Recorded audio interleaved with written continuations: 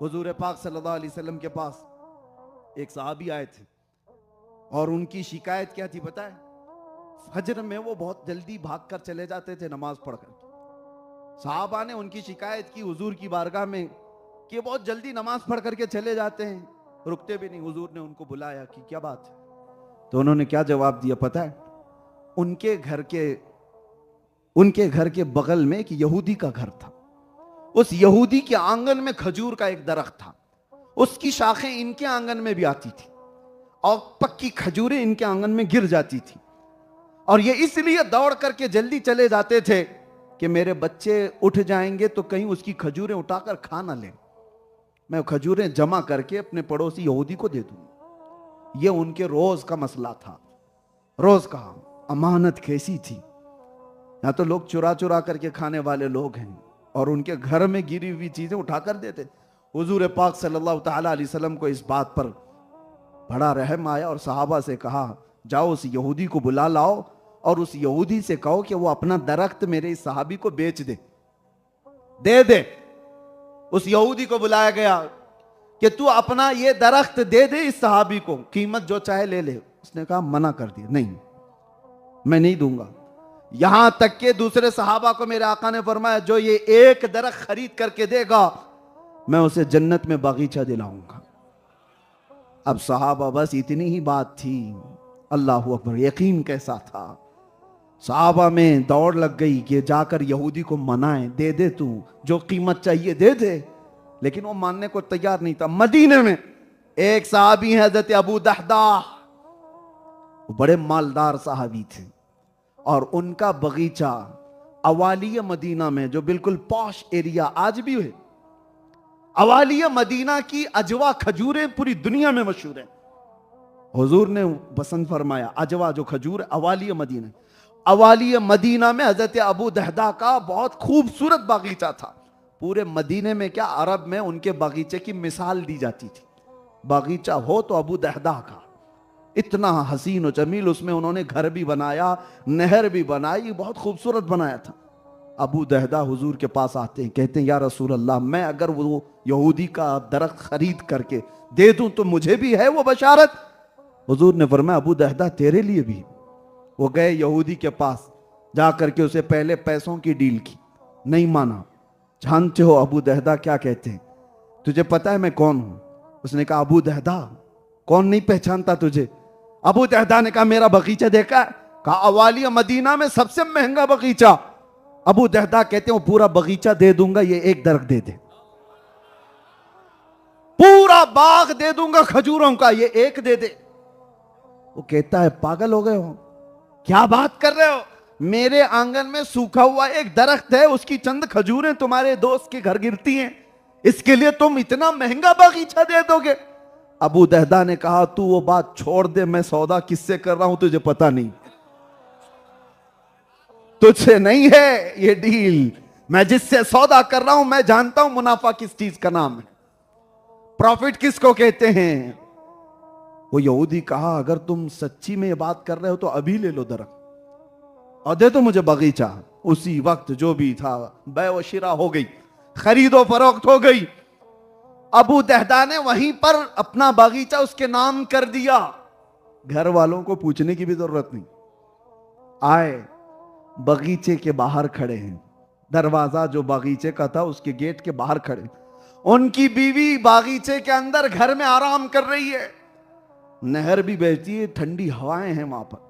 बाहर से पुकारते हैं अपनी बीवी को, या उम्मे दहदा उखरुजी, ऐ उम्मे दहदा बाहर आ जा।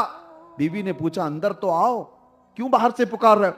कहा, नहीं ये बागीचा मैंने बेच दिया है, दे दिया है। बीवियां तो आज वावेला मचाएं, हाँ कैसे बेचा है, प्रॉपर्टी कैसे बेचा? पूछा क्या मुझको? एक बार मशवरा किया? वो साहबिया थी, अपने शोहर से कहती है, सच में बेच दिया? तो कहा, हाँ हाँ बिल्कुल सच में बेच दिया। कहा, रुको मैं अपना दुपट्टा ले लूं और बाहर आ जाऊं, इसलिए कि मेरा यकीन है कि मेरा शोहर अच्छा ही नफा कमाया होगा। मुझे यकीन है कि अगर वो इतना खूबसूरत और इतना महंगा बागीचा बेचने की बात कर रहा है एक दिन में, तो वो आम आदमी को तो नहीं बेचा होगा या आम तिजारत तो नहीं किया होगा। वो अपना दुपट्टा उठाई और उसी अंदाज में बाहर निकल कर आ गई। अबू दहदा अपनी बीवी का हाथ पकड़कर आए बाहर और कहा ये बगीचा हमने दे दिया। हुजूर की बारगाह में आए, कहा या रसूल अल्लाह वो एक दरख्त मैंने यहूदी से खरीद लिया, बदले में क्या दिया? पूरा बागीचा दे दिया। मेरे आका मुस्कुराए और सीने से लगा दिया।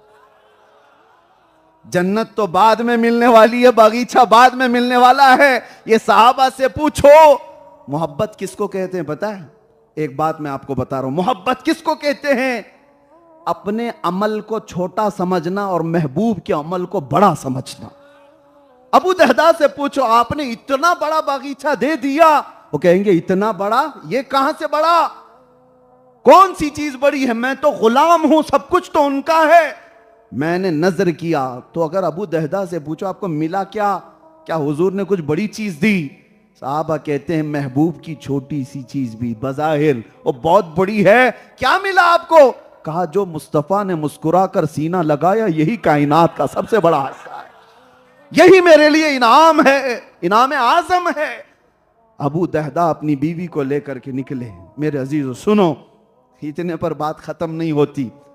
एक बात मैं आपको और बता दूं, जो मैं बार बार कह रहा हूं ना, अपने आप को लुटा दो हुजूर की बारगाह। खुदा एक पर हो तो एक पर मोहम्मद, खुदा एक पर हो तो एक पर मोहम्मद। अगर कल्ब अपना दो पारा करूं मैं, कल्ब दिल को कहते हैं, दो पारा किसको कहते हैं? दो टुकड़े। अगर मेरे दिल के दो टुकड़े कर दो तो फिर एक पर तुम्हें अल्लाह लिखा नजर आए और एक पर मोहम्मद नजर आ जाए। ये एक जान क्या है अगर हो करोड़ों, तेरे नाम पे सबको वारा करूं मैं। और ये जुबान कहां से मिली थी? मुफ्ती आजम को। वहां से मिली थी जहां कहने वाला उनका ताजदारे इल्म और ताजदारे फसाहत व बलागत इमाम अहले सुन्नत यूं फरमाया करता, करूं तेरे नाम पे जां फिदा, न बस एक जां दो जहां फिदा, और दो जहां से भी नहीं जी भरा, करूं क्या करोड़ों जहां नहीं। और ये नस्लन बादा नस्लिन इश्क़ मुस्तफ़ा की खुशबुएं आज भी बरेली से आती नजर आती हैं।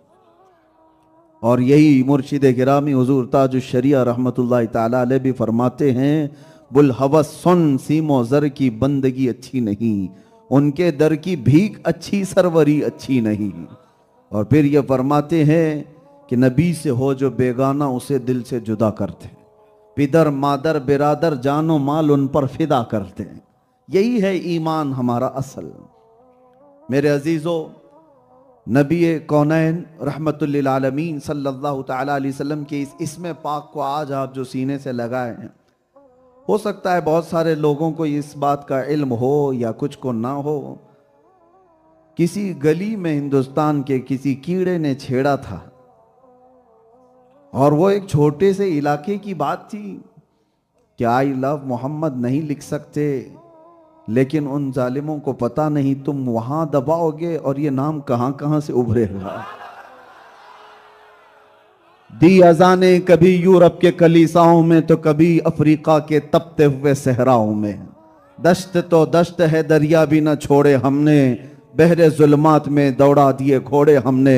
उन्हें हमारी तारीख मालूम नहीं है, हमारे आबा व अजदाद की तारीख ये है, टल न सकते थे जंग में अगर अड़ जाते थे, पांव शेरों के भी मैदान से उखड़ जाते थे, हक से सरकश हुआ कोई तो बिगड़ जाते थे, अरे तेग क्या चीज है हम तोप से भी लड़ जाते थे। ये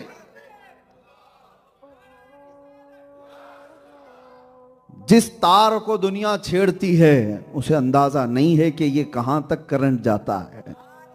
और आप तो देखें, आप हिंदुस्तान की हर गली गली से, बच्चे से लेके जवान, जवान से लेके बूढ़े, बल्कि हर घर के बाहर तख्ती लगी हुई है आई लव सैयदना मोहम्मद सल्लल्लाहु अलैहि वसल्लम। और इतना ही नहीं, फिर दूसरे इलाकों में अगर नजर उठाएं तो अपने गैर भी मैदान में आए हुए नजर आते हैं। गैर भी नजर आते हैं कि हुजूर पाक सल्लल्लाहु अलैहि वसल्लम के नाम पाक पर सिर्फ मुसलमानों का हक थोड़ी ना है। वो ये कहते हैं, वो इजहार करते हैं, और हुजूर के लिए ये नाम लेकर के सामने आने वालों को हमने देखा है। और अब अमेरिका की सरहदों से भी ये बात आगे निकल चुकी है। इसीलिए इकबाल कहता था 100 साल पहले, निकल करके सहरा से जिसने उलट दिया था तख्ते रोमा को। सहरा, अरब का सहरा, डेजर्ट से निकला हुआ वो मोहम्मद अरबी का गुलाम, लेकिन जब निकला था तो रोमन एम्पायर को पलट कर रख दिया था।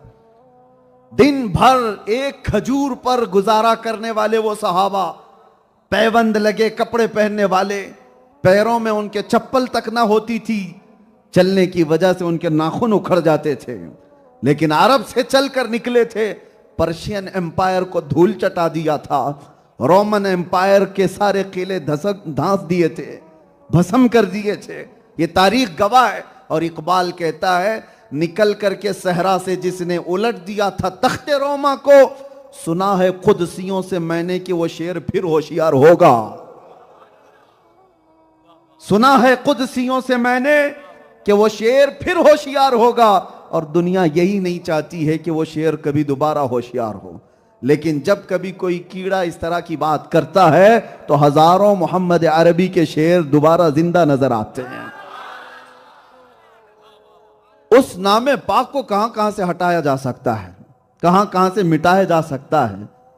एक जालिम था 3-4 साल पहले, और वो हमारे इलाके की बात कर रहा हूं। उसने ये सोचा कि मैं अपना दीन बदल लूंगा।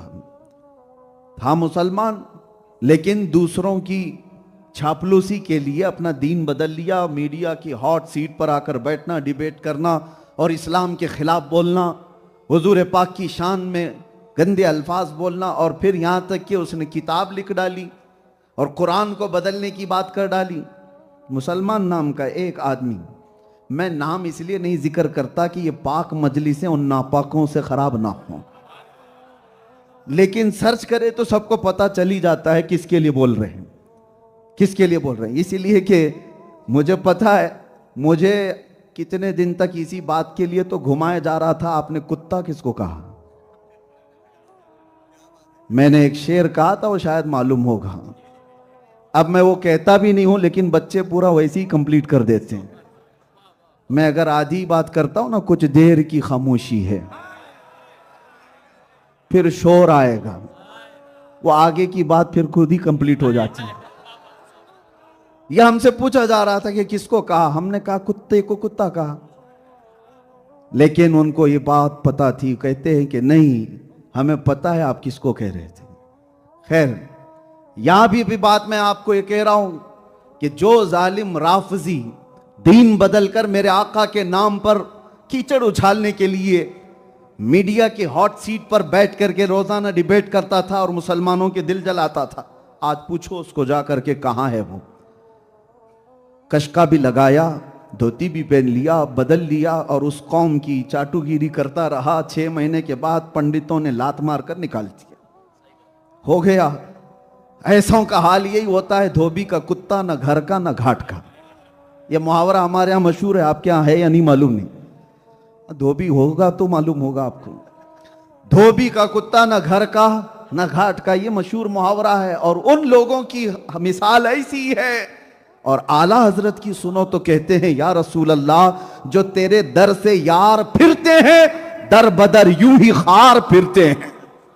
जो रसूलुल्लाह के दरबार से मुंह फेर लिया, जिल्लत हर कदम पर उसके साथ होगी, हर कदम पर जिल्लत उसके साथ है। और नबी पाक सल्लल्लाहु ताला अलैहि वसल्लम का वफादार, वो जिस जगह जाता है, जंगलों में भी हमने देखा है हजारों का मजमा आ जाता है। हुजूर पाक का गुलाम जिस इलाके में जाए, रब तबारक व तआला लोगों के दिलों को उसकी तरफ फेर देता है। और एक गुस्ताख है, उंगली उठाता है और जिंदगी पर डर करके जीता है। 4 लोगों में आने की हिम्मत नहीं होती। वजह क्या है? हुजूर की शान में तौहीन करने के बाद आप सबकी तारीख देख लें, फिर लास्ट उनकी मौत तक उन्हें डर करके ही जीना है, खौफ के साथ ही जीना है। लेकिन इश्क की बात करने वाला सर चढ़कर बोलता रहता है। वो हर बाजार में, हर गली में, हर मजमे में आजाद जा सकता है। फैसला कर लो मेरे अजीजों। मैं ये बात कहने के लिए इस वाक़े को छेड़ा कि दुनिया आज से नहीं, 1400 साल से इस बात की कोशिश करती ही आ रही है कि उस नाम को दबाया जाए, उस नाम पर कीचड़ उछाला जाए, उस नाम को खराब अंदाज में लोगों के सामने पेश किया जाए। सारी दुनिया जितनी भी अपनी ताकत इस्तेमाल कर सकती थी कर चुकी, लेकिन मुझे बताओ हुजूर पाक सल्लल्लाहु ताला अलैहि वसल्लम के शहदाइयों में कहीं कोई कमी आई?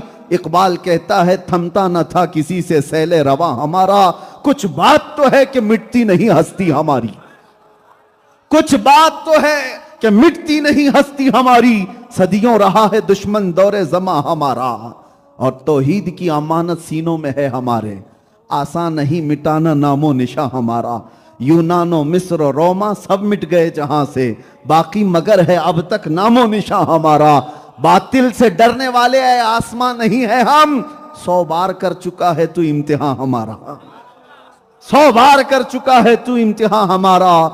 आप सबको मैं दावत फिक्र यही देना चाहूंगा, वो एक हस्ती है, वो एक ज़ाते पाक है जिसके मुतालिक फिर इकबाल की बात सुनो, हमें करनी है शहंशाह बतहा की रजा जोई, वो अपने हो गए तो रहमत परवरदिगार अपनी, इसको उसको क्यों मनाते हुए घूम रहे हो? दुनिया को राजी करने के लिए अपनी जिंदगियां क्यों बर्बाद कर रहे हो?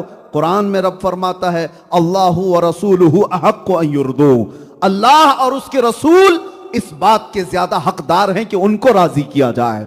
अल्लाह को राजी करो, उसके रसूल को राजी करो।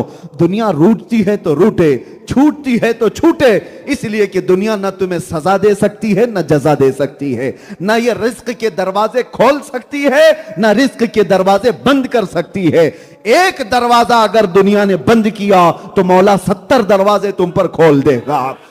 इस पर हमारा डिपेंड होना जरूरी नहीं है। असबाब अपनी जगह पर, खालिक असबाब पर यकीन रखो। रब्बे जुल जलाल की रजा और उसके रसूल की रजा पर जो बंदा जीता है, फिर थोड़े दिनों की आजमाइश के बाद उसके लिए सारे दरवाजे खोल दिए जाते हैं, तूफानों के रुख मोड़ दिए जाते हैं, पहाड़ों को रास्ते बना दिए जाते हैं, सैलाबों को बदल दिया जाता है, समंदरों को गुलाम मुस्तफा अपना रास्ता बना लिया करता है। अजीजा ने गिरामी वक़ार, पूरी कायनात मुसख्खर कर दी जाती है, शर्त सिर्फ इतनी है, ये आप क्या समझते हो हमें बहुत दौड़ भाग करने से, किसी नेता को राजी करने से कोई सीट मिल जाएगी, 4-5 लाख रुपए मिल जाएंगे, कुछ मिलियंस मिल जाएंगे? आप क्या समझते हो किसी ग्लैमर की दुनिया के एक्टर को, एक्ट्रेस को राजी करने से हमारा भी स्टेटस बढ़ जाएगा? कुछ नहीं होता, ये दुनिया कुछ नहीं दे सकती। हाँ, जो कुछ भी तुम्हारे मुकद्दर में मिलना है, अरे ये सियासत है क्या चीज, ये दौलत है क्या चीज, ये हुकूमत है क्या चीज, ये ताकत है क्या चीज, ये तमाम फौज की ताकत है क्या चीज, इंसानों का मजमा ये क्या चीज, जायदाद क्या चीज है, जमीन क्या चीज है, ये सब छोड़ो। इकबाल क्या कहता है, ये जहां चीज है क्या, लौह कलम तेरे, ये चीज है क्या, लौह कलम तेरे हैं, लेकिन लौह कलम तेरे हो जाएंगे, शर्त सिर्फ इतनी है कि मोहम्मद से वफा तूने, कि मोहम्मद से वफा तूने, तो हम तेरे हैं। ये जहां चीज है क्या, लौह कलम तेरे है। बात यहीं आकर रुकती है, बात यहीं आकर रुकती है। वला तहीनु वला तहज़नु व अंतुमुल अअलौन इन कुंतुम मुमिनीन, तुम घबराओ मत, परेशान मत हो, तुम सबसे ज्यादा सरबुलंद रहोगे। शर्त यह है कि मुस्तफ़ा के गुलाम बन जाओ, ईमान वाले हो जाओ। ईमान इसी को कहते हैं जब तक के सारी कायनात से ज्यादा मेरे मुस्तफ़ा से मोहब्बत ना करे, यह ईमान का सबसे बड़ा हिस्सा है। इसीलिए मेरे अजीजों, आप ये फिक्र ना करें कि मेरे नबी पाक सल्लल्लाहु ताला अलैहि वसल्लम का नाम कोई कीड़ा मकोड़ा मिटाने की कोशिश कर रहा है। ये तो बरसाती है, मौसम के साथ आते भी हैं और जाते भी। होना में पाक के साथ कुछ नहीं होना है। जिसको रब ने फरमाया वरफ़अना लक ज़िक्रक, सारे कुत्ते मिलकर भौंके तो भी उस नाम पर कुछ असर नहीं होने वाला। तू घटाए से किसी के न घटा है न घटेगा। या रसूल अल्लाह, जब बढ़ाए तुझे अल्लाह ताला तेरा, मिट गए मिटते हैं मिट जाएंगे आधा तेरे, न मिटा है न मिटेगा कभी चर्चा तेरा। और हम सुन्नी क्या कहते हैं, भोंकने वाले भोंकते रहे, रहेगा यूं ही उनका चर्चा रहेगा, रहेगा यूं ही उनका चर्चा रहेगा। पड़े खाक हो जाएं जल जाने वाले, खाक हो जाएं अदू जल कर, मगर हम तो रजा दम में जब तक दम है जिक्र उनका सुनाते जाएंगे। लब्बैक या रसूल अल्लाह, लब्बैक या रसूल अल्लाह। एक वक्त आएगा,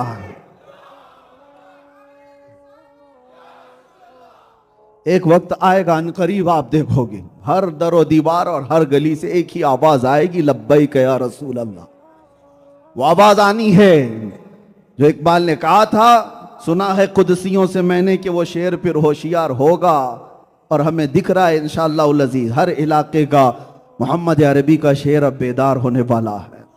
आपको मैं अपने मुल्क में भी कभी हथियार उठाने वगैरह की बातें नहीं करता, मेरा वो मिशन भी नहीं है। मैंने कभी नहीं कहा अपनी तकरीरों में कि तुम हथियार उठाओ, लेस हो जाओ, तंजीम बनाओ, तहरीक बनाओ, नहीं, हमारा मिशन नहीं। मैं तो एक ब्लेड रखने की भी बात नहीं करता। प्लास्टिक की चाकू भी मिल जाए तो हम टेररिस्ट कहला देते हैं, हम उसकी बात नहीं करते। आपको पता है तुम हथियार से लेस ना भी हो तो सिर्फ और सिर्फ एक ऐसा हथियार है, वो इश्क़ मुस्तफ़ा का। नबी पाक सल्लल्लाहु ताला अलैहि वसल्लम की मोहब्बत जिसके दिल में भर जाती है, फिर उसे दुनिया की कोई चीज उठाने की जरूरत नहीं। इश्क़ मुस्तफ़ा का जामा जो पहन लेता है, जिस गली से वो गुजरता है, उसके चलने फिरने से ही कई कीड़ों की यूं ही मौत हो जाती। वो गर्मी ऐसी है कि बरसाती कीड़े उसकी गर्मी से ही फौत हो जाते हैं। आपको कुछ करने की जरूरत नहीं। इसीलिए हम जो दावत देते हैं वो ये है कि अगर हुजूर के गुलाम हो कि नहीं, पहले आप बताओ। हाथ मत उठाओ, ये बहुत जिम्मेदारी वाली बात है, क्योंकि हाथ देखे जा रहे हैं। मैं और मौलाना नहीं, जिसके लिए उठा रहे हो वो जरूर देख रहे हैं। हाथ उठाने से पहले 100 बार सोच लेना। मैं पूछ रहा हूं, उनकी गुलामी पर तुम्हें कोई एतराज है कि अगर कोई दुनिया तुम्हें कहे कि तुम मोहम्मद अरबी के गुलाम हो तो तुम्हें बुरा लगेगा? नहीं मेरे अजीज, ये तो हमारी जिंदगी की मेराज है। और हमारे बुजुर्गों ने तो यूं कहा, सगे तैबा सब मुझे कह कह के पुकारे बेदम। बेदम वारसी तो यूं कहते हैं कि दुनिया मुझे तैबा का कुत्ता कहकर पुकारे, मदीने का कुत्ता कहकर पुकारे। और उनकी ख्वाहिश तो देखो, वो कहते हैं यही रखी हो मेरी पहचान मदीने वाले। या रसूल अल्लाह, बस मेरी पहचान इतनी रखो कि दुनिया मेरे नाम से नहीं, मुझे मदीने का कुत्ता कहकर पुकारे।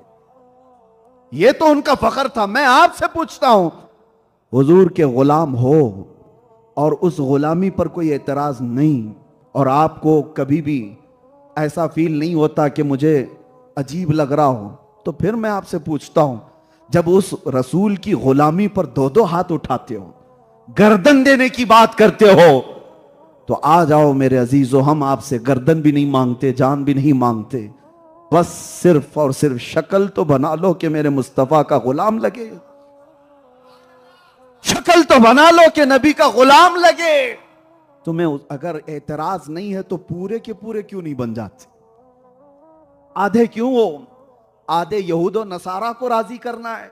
दुनिया क्या कहेगी, दुनिया क्या सोचेगी कि ये तो मौलाना जैसा लग रहा है, मौलवी जैसा लग रहा है। और एक बात मैं आपसे पूछता हूं, तुम्हारा अकीदा है कि दुनिया का सबसे हसीन चेहरा आमिना के लाल का था? बहुत जल्दी बेशक कह रहे हो आप, यकीन है कि नहीं है? दुनिया का सबसे हसीन चेहरा किसका है? मेरे मुस्तफा का है, इसमें कोई शक ही नहीं। हस्सान बिन साबित से पूछो, वो बताएंगे, वह अहसनु मिन कलम तरक़त्तु आईनी। या रसूल अल्लाह, आपसे ज्यादा हुस्न वाला मेरी आंखों ने देखा ही नहीं। साहबी रसूल हैं, लेकिन मैं एक कहता हूं कि शायर, देखो वो शायर भी थे। एक मिसरा कहा, या रसूल अल्लाह, आपसे ज्यादा हसीन मेरी आंखों ने देखा नहीं। तो दिल में हो सकता है ख्याल आया हो, कोई बाद में एतराज कर देता कि हस्सान तुम तो मक्का मदीने में ही थे, हो सकता है तुमने नहीं देखा, दुनिया में कहीं और होगा।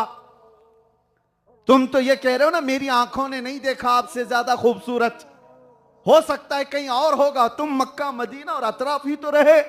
हस्सान बिन साबित ने गरज कर दूसरा मिसरा कहा, वह अजमलु मिन कलम तलिदिन निसाओ। पहला तो ये कहा था, या रसूल अल्लाह, आपसे ज्यादा हुस्न वाला मेरी आंखों ने देखा ही नहीं।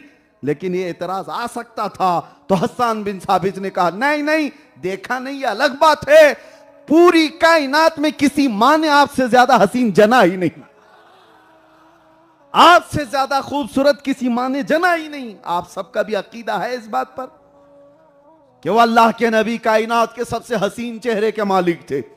हुस्न यूसुफ पे कटी मिस्र में अंगुश्ते सना, सर कटाते हैं तेरे नाम पे मर्दान अरब। वो यूसुफ अलैहिस्सलाम का हुस्न था जिस पर औरतों ने उंगलियां काट ली थी, और यहां सिर्फ मेरे आका के नाम पर गर्दनें काटने को तैयार। इस बात पर यकीन है या नहीं?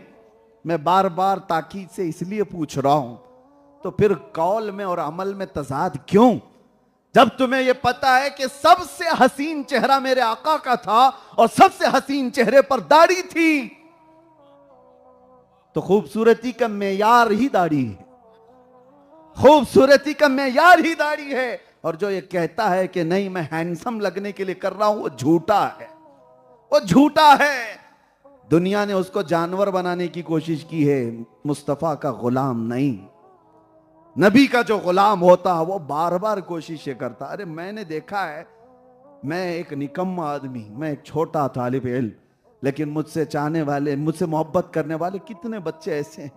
मैंने देखा है उनको बार बार हर जगह जा करके दुकानों में पूछते हैं, हमको ऐसा अमामा चाहिए जैसा मुफ्ती साहब पहनते, हमको वैसा जुब्बा चाहिए जैसा, ऐसा वो ब्रोचर लगाते वो चाहिए, ऐसी चादर चाहिए वो। मोहब्बत का तकाजा ये है, बार बार बंदा चाहता है कि अपने महबूब की तरह बन के दिखाए। कितने तो ऐसे हैं। एक बार मैंने सुन्नत रसूल पर अमल करने के लिए जुल्फे रखी, हजारों लोग उसको, मैं ये नहीं कहता कि वो नबी की सुन्नत नहीं, लेकिन उनको हमसे मोहब्बत थी, उस तरह दिखने की कोशिश करते हैं। ये तो दुनिया में मुझ जैसे निकम्मे के साथ होता है, और आप तो कायनात के हसीन चेहरे से मोहब्बत का दावा कर रहे हो, सैयदुल अंबिया से मोहब्बत का दावा कर रहे हो। तो क्या कभी शीशे में जाकर खड़े होकर देखा और कहा मैं भी उस तरह से नजर आ जाऊं जिस तरह मेरे नबी को देखना पसंद था? हुजूर देखें तो हुजूर मुस्कुरा दें। मेरे अजीजों, इस नुक्ते पर हमें आना है। नबी पाक सल्लल्लाहु ताला अलैहि वसल्लम के उस अजीम नाम पाक के लिए मैं एक बात ये कह रहा था, बीच में डिस्कनेक्ट हुआ।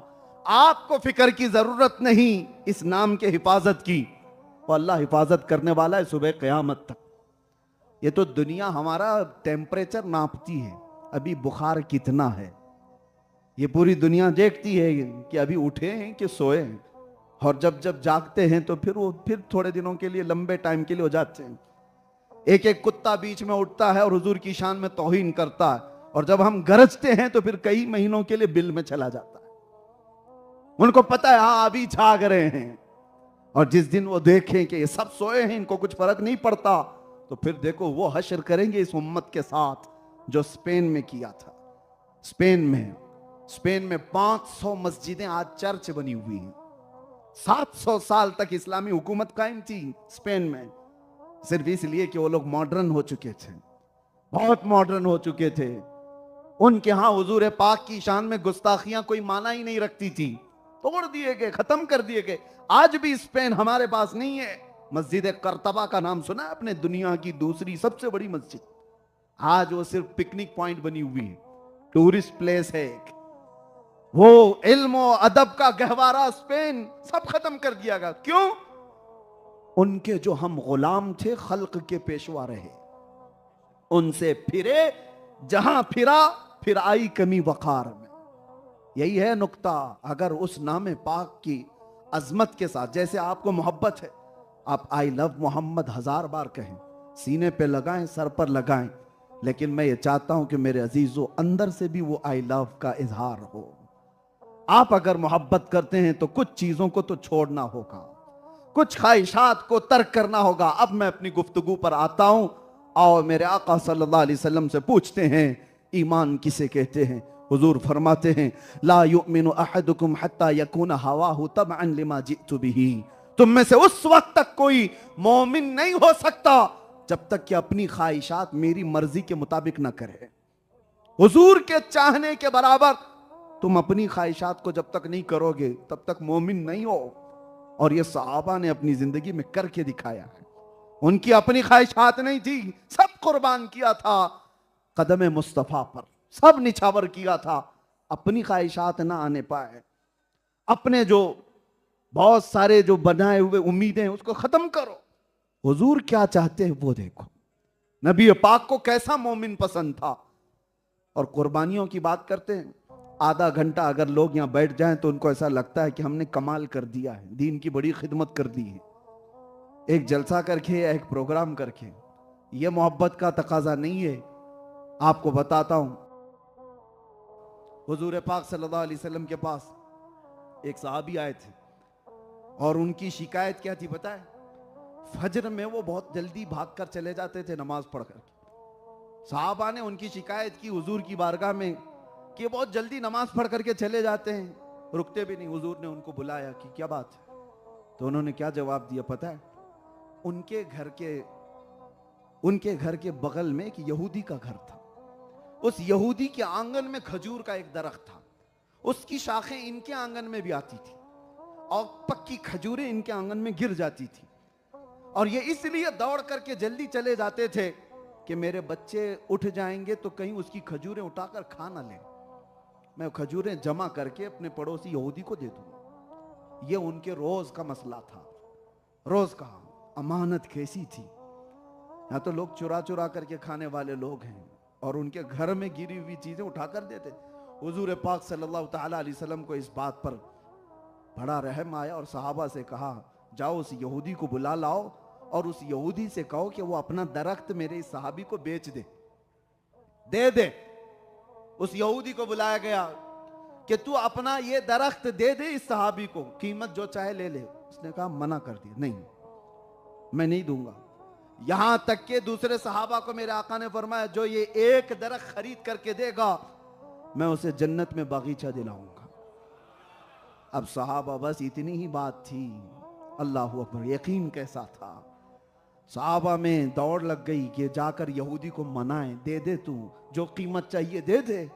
लेकिन वो मानने को तैयार नहीं था। मदीने में एक सहाबी है हजरत अबू दहदा, बड़े मालदार सहाबी थे और उनका बगीचा अवालिया मदीना में, जो बिल्कुल पॉश एरिया आज भी है, अवालिया मदीना की अजवा खजूरें पूरी दुनिया में मशहूर हैं। हुजूर ने पसंद फरमाया अजवा जो खजूर, अवालिया मदीना। अवालिया मदीना में हजरत अबू दहदा का बहुत खूबसूरत बागीचा था। पूरे मदीने में क्या, अरब में उनके बागीचे की मिसाल दी जाती थी। बागीचा हो तो अबू दहदा का, इतना हसीन और जमील। उसमें उन्होंने घर भी बनाया, नहर भी बनाई, बहुत खूबसूरत बनाया था। अबू दहदा हुजूर के पास आते हैं, कहते हैं, या रसूल अल्लाह, मैं अगर वो यहूदी का दरख्त खरीद करके दे दूं तो मुझे भी है वो बशारत? हुजूर ने फरमाया, अबू दहदा तेरे लिए भी। वो गए यहूदी के पास, जा करके उसे पहले पैसों की डील की, नहीं माना। जानते हो अबू दहदा क्या कहते हैं? तुझे पता है मैं कौन हूं? उसने कहा, अबू दहदा?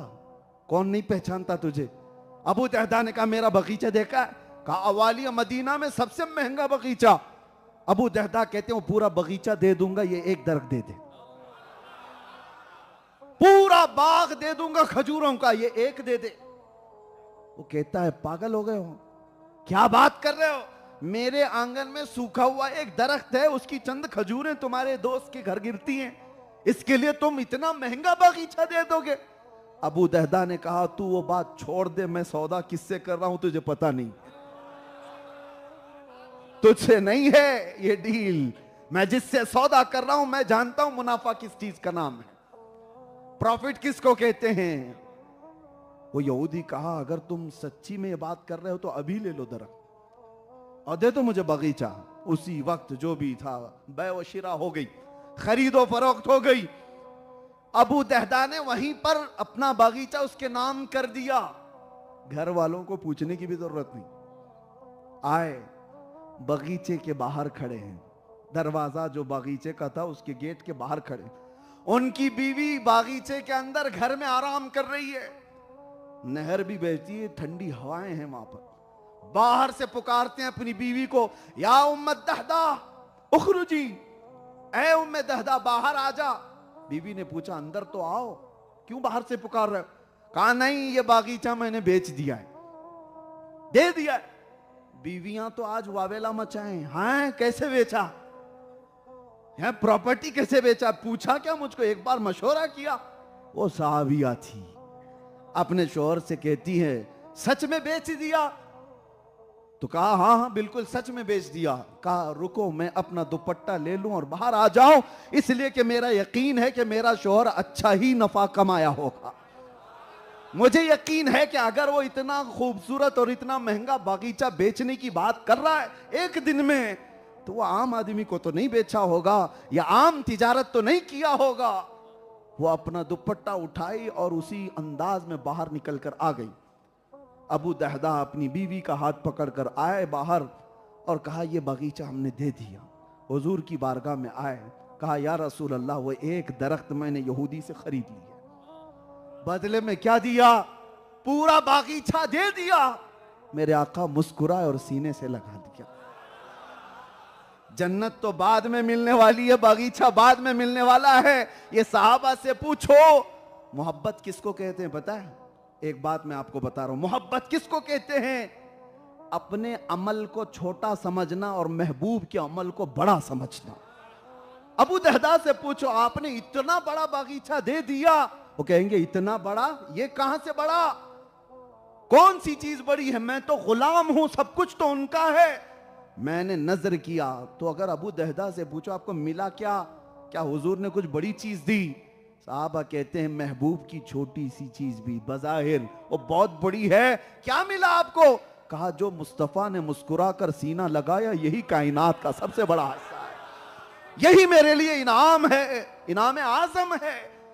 अबू दहदा अपनी बीवी को लेकर के निकले। मेरे अजीजों सुनो, इतने पर बात खत्म नहीं होती। एक बात मैं आपको और बता दूं, जो मैं बार बार कह रहा हूं ना, अपने आप को लुटा दो हुजूर की बारगाह, अपने आप को पेश कर दो। कसम रब्बे जुल जलाल की, जो बंदा हुजूर का होता है ऐसा नहीं है, वो गैरतमंद रसूल ऐसे हैं कि 10 गुना ज्यादा फायदे के साथ तुम्हें दुनिया में लुटा देते। जो भी हुजूर का चर्चा किया है वो यही पाया है, यही पाया है। वो उसका कुछ जाता नहीं है। एक बार कह करके तो देखो मेरी गर्दन या रसूल अल्लाह आपके लिए, जाती कभी नहीं है गर्दन, लेकिन एजाज बहुत बढ़ता है। तुम्हें मरना थोड़ी ना है अभी, जब वक्त आएगा। लेकिन तुमने अज़्म जो किया, इस हौसले का ही इनाम बहुत बड़ा है। अज़्म भी कर लिया तो। अबू दहदा अपनी बीवी को लेकर निकल पड़े। बारगाह मुस्तफ़ा के एक फरमान पर उन्होंने अपना बगीचा दे दिया। उधर यहूदी अपनी बीवी को आकर कहता है कितने बेवकूफ हैं मुसलमान, कितने बेवकूफ हैं मुसलमान। मेरे घर के सामने दरख्त है, उसकी शाखें बगल के मुसलमान के घर आती हैं, और इस दरख्त के लिए उन्होंने इतना बड़ा बगीचा मेरे नाम पर कर दिया, और मैंने इतना फायदे का सौदा किया है। अपनी बीवी से कहता है कि वो बागीचा तो मेरा है ही, ये दरख्त कहां जाएगा? दरख्त तो मेरा आंगन में है। कैसे बेवकूफ लोग हैं, दरख्त तो यही रहेगा ना, मेरा दरख्त मेरे ही आंगन में रहेगा, बस नाम के लिए खरीदा है उन्होंने। ये रात को कह रहा था वो यहूदी। रात हुई, फजर की नमाज के बाद ये जो सहाबी दौड़े दौड़े भागते थे अपने घर खजूरें चुनने के लिए, वो आज मेरे मुस्तफा के पीछे नमाज पढ़ करके वापस घर आते हैं कि वो पक्की खजूरें गिरी होंगी तो दे दी जाए या फिर जमा कर दी जाए। अल्लाहु अकबर, रिवायात में मिलता है वो सहाबी आकर देखते हैं वो दरख्त यहूदी के आंगन में नहीं, सहाबी के आंगन में मौजूद है। कब निकला कब आया किसी को नहीं पता। यहूदी कह रहा था ये बेवकूफ लोग हैं जो तिजारत करते हैं, उन्हें उससे क्या खबर, इशारे से चांद चीर दिया, छुपे हुए खुर को फेर दिया, गए हुए दिन को असर किया, या रसूल अल्लाह ये ताबो तवा तुम्हारे लिए। वो तो सूरज पलटाने वाले एक दरख्त को उखाड़ कर इधर ना उठाए, उनके हुक्म की ही बात तो है। हुजूर ताजु शरिया बदरु तरीका यही तो फरमाते हैं, भरी जन्नत हिबा कर दें, जहां बानी अता कर दें, भरी जन्नत हिबा कर दें, नबी मुख्तार कुल हैं जिसे जो चाहे अता करते। ये मैं आपको इसलिए अर्ज किया कि उस सहाबी की बात तो देखो, क्या हम में से कोई है जो इस तरह की अपनी ख्वाहिशात को हुजूर के कदमों पर निछावर कर दे? जिससे हम चिपके हुए हैं उससे तो हटना नहीं चाहते। कोई चीज हमारे हिस्से में आ गई, बहुत सारे लोग उलमा इकराम के अदब और उनके एजाज अपनी जगह पर, और साथ ही इनकी मोहब्बतें जो मेरे लिए हैं, अल्लाह उनकी हजारों जज़ाएं अता करे। लेकिन एक बात मैं कहता हूं, बहुत सारे लोग आज इस मौजू पर बोलना सिर्फ इसलिए नहीं चाहते कि उनकी गर्दन पर कोई हंटर न चला दे। ये जालिम हुकूमतें हैं, पता नहीं क्या करेंगी हमारे साथ। हमारे बीवी बच्चे हैं, हमारे घर बार हैं, हमने बहुत खूबसूरत घर बनाया है, जहां वहां यहां प्रॉपर्टी खरीदी है, बैंक में इतने पैसे जमा किए। ये जो कंफर्ट जीने की आदत है ये बुज़दिल बना चुकी है। हुजूर के कदमों पे निछावर होना, सिर्फ वो अपने घर में तकिए पे टेक लगाकर बैठ के तो बोल सकता है।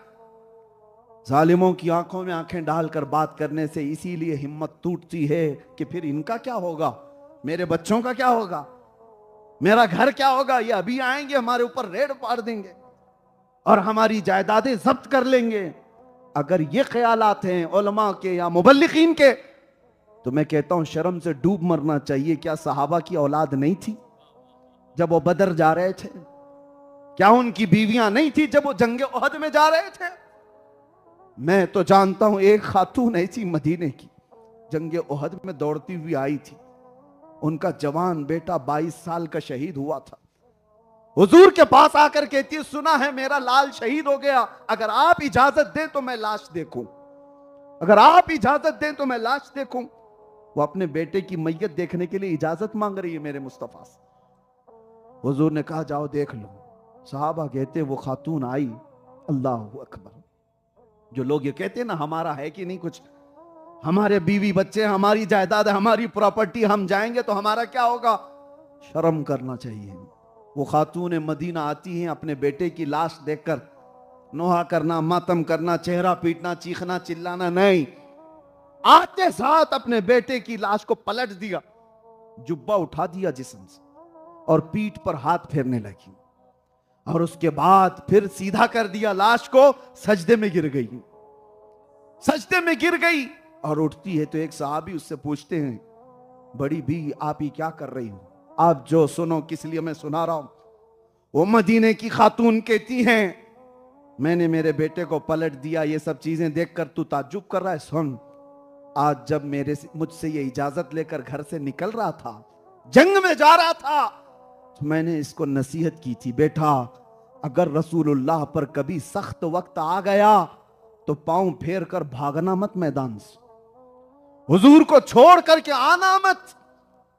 और अगर देख, याद रख, जंग के मैदान से भागते हुए तू मारा गया तो मैं दूध भी माफ नहीं करूंगी, मैं तुझे माफ नहीं करूंगी। ये मैंने इसको नसीहत की थी मेरे बेटे को। कहा फिर क्या हुआ? कहा घर में थी मदीने में, अचानक खबर आई कि जंगे ओहद का पासा पलट गया, अचानक कुफार और मुशरिकीन गालिब आ गए, सहाबा के ऊपर वो गलबा हासिल कर चुके हैं और हुजूर पाक के दांत मुबारक शहीद कर दिए गए, सख्त वक्त आ गया। तो खातून कहती मेरी बेकरारी बढ़ गई, मेरा बेटा कहीं मैदान से भागा तो नहीं, हुजूर को छोड़कर गया तो नहीं। मैं दौड़ती हुई आई तो मुझे रास्ते में बताया गया, नहीं तेरा बेटा शहीद हुआ। तब भी मुझे इत्मीनान नहीं था, मरा तो मरा लेकिन भागते हुए तो नहीं मरा। वो कहती है मैं आई और मेरे बेटे की लाश को पलटकर जुब्बा उठाकर, पीठ मैंने इसीलिए देखी थी कि भागते हुए पीछे से तो नहीं मारा गया। फिर मैंने देखा पूरा हाथ फेर कर, एक भी जख्म मेरे बेटे के पीठ पर नहीं है, जितने जख्म खाया है सब सीने पर खाकर मरा है। फिर मैं सजदा शुक्र अदा करती हूं कि मौला तूने मेरे लाल को अपने नबी की गुलामी में कबूल कर लिया। यह है वो जज्बा ईसार जिन्होंने अपनी जिंदगियां निछावर की थी मेरे मुस्तफा के कदमों में। मेरे अजीजों, घर में बैठ करके बोलना आसान बात है, सबके होते हैं बीवी बच्चे, सबके होते हैं जायदाद माल। दुनिया को ना देखो जो अपनी प्रॉपर्टियां बचाने के लिए बुज़दिली के साथ हर चीज पे समझौता कर लेती है। तुम ईमान वाले हो, सारी दुनिया को ठोकर मार दो लेकिन मेरे मुस्तफा की इज्जत पर कोई समझौता नहीं। इसी का नाम ईमान है, इसी का नाम ईमान है। एक बुजुर्ग से पूछा गया था कि ईमान किसको, दीन इस्लाम किस तरह से बचाया जाए या जिस तरह से इस पर चला जाए। तो उस बुजुर्ग ने कितनी प्यारी बात कही, कहा देखो जब अपनी जान पे कुछ बात आती है तो सदका देकर जान बचा ले। सदका बलाओं को टालता है, बीमार हो गए तो सदका दे दो, जानवर का सदका, गेहूं खैरात कर दिए, अनाज का सदका, सदका देकर अपनी जान बचा लो। लेकिन जब इस्लाम पर कोई बात आए तो जान देकर दीन बचा लो। यह है पूरी जिंदगी का खुलासा। जब मुस्तफ़ा करीम की इज्जत पर बात आए तो फिर हम अपने ये सारी चीजें ना देखें कि हमारे साथ क्या होने वाला है। जो होने वाला अच्छा ही होगा। अगर नारा हुजूर पाक की मोहब्बत का लगाते हैं तो फिर हमारी बात को सीरियसली लें, वरना बुज़दिलों के लिए वैसी भी हमारी गुफ्तगू होती नहीं, हमारा कलाम उनसे नहीं। बहुत सारे लोग ये कहते हैं कि ये तो भड़काने वाली बात है, प्रोवोक करने वाली बात है, मारने मरने के लिए तैयार करने वाली बात है। मेरे अजीजों, इस दौरे पुर फितन में अगर ये बात की जा रही है तो लोगों को आज भी लगता है इसलिए है कि जालिम यहूद और नसारा ने इनके दिमागों पर गुलामी का ऐसा लेबल चढ़ाया हुआ है कि उनको ये सब बातें डिफिकल्ट लगती हैं, मुश्किल लगती हैं। हुजूर की गुलामी की बात करें तो उनको लगता है ये प्रोवोकिंग है, ये भड़काना है। अरे मियां, नमाज की बात करो, आप रोजे की बात करो, ज़कात की बात करो, अखलाक की बात करो। इसीलिए तो बहुत सारी जमातें यही करते हुए घूम रही और उनसे किसी को खतरा भी नहीं। वो जो जमातें चिल्ला काटती हुई घूम रही हैं हर जगह, उनको तो इजराइल भी कहता है ये कोई भी खतरनाक जमात नहीं है, अच्छी जमात है। क्यों? कोई खतरा ही नहीं। और ईमान हो तो खतरा हो ना। ईमान जहां होता है उसी से तो दुनिया डरती है। बड़ी बड़ी जमातों से अमेरिका को भी खतरा नहीं, बट यूरोप को भी खतरा नहीं। उनको परमिशन है, आओ जाओ, आओ जाओ। हालांकि देख रहे हैं ये बहुत बड़ी बड़ी तंजीमें लेकर के घूम रहे हैं, महीने महीने घूम रहे हैं, फिर भी यूरोप कहता है नहीं, इनसे खतरा नहीं है, ये बहुत अच्छे लोग हैं। लेकिन व्हील चेयर पर बैठे हुए एक खादिम हुसैन से पूरी दुनिया को खौफ। पैर नहीं है, खड़ा नहीं हो सकता, लेकिन दुनिया कहती है वेरी डेंजरस पर्सन। हाँ, अकाउंट बंद कर दो, देखो मत इनके बयानात। वजह यही है मेरे अजीजों।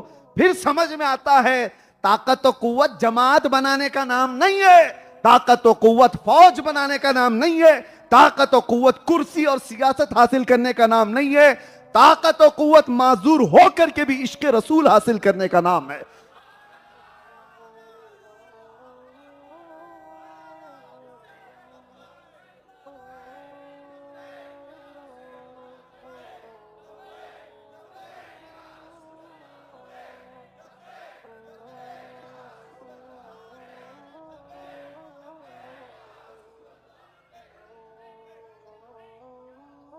नौजवानों,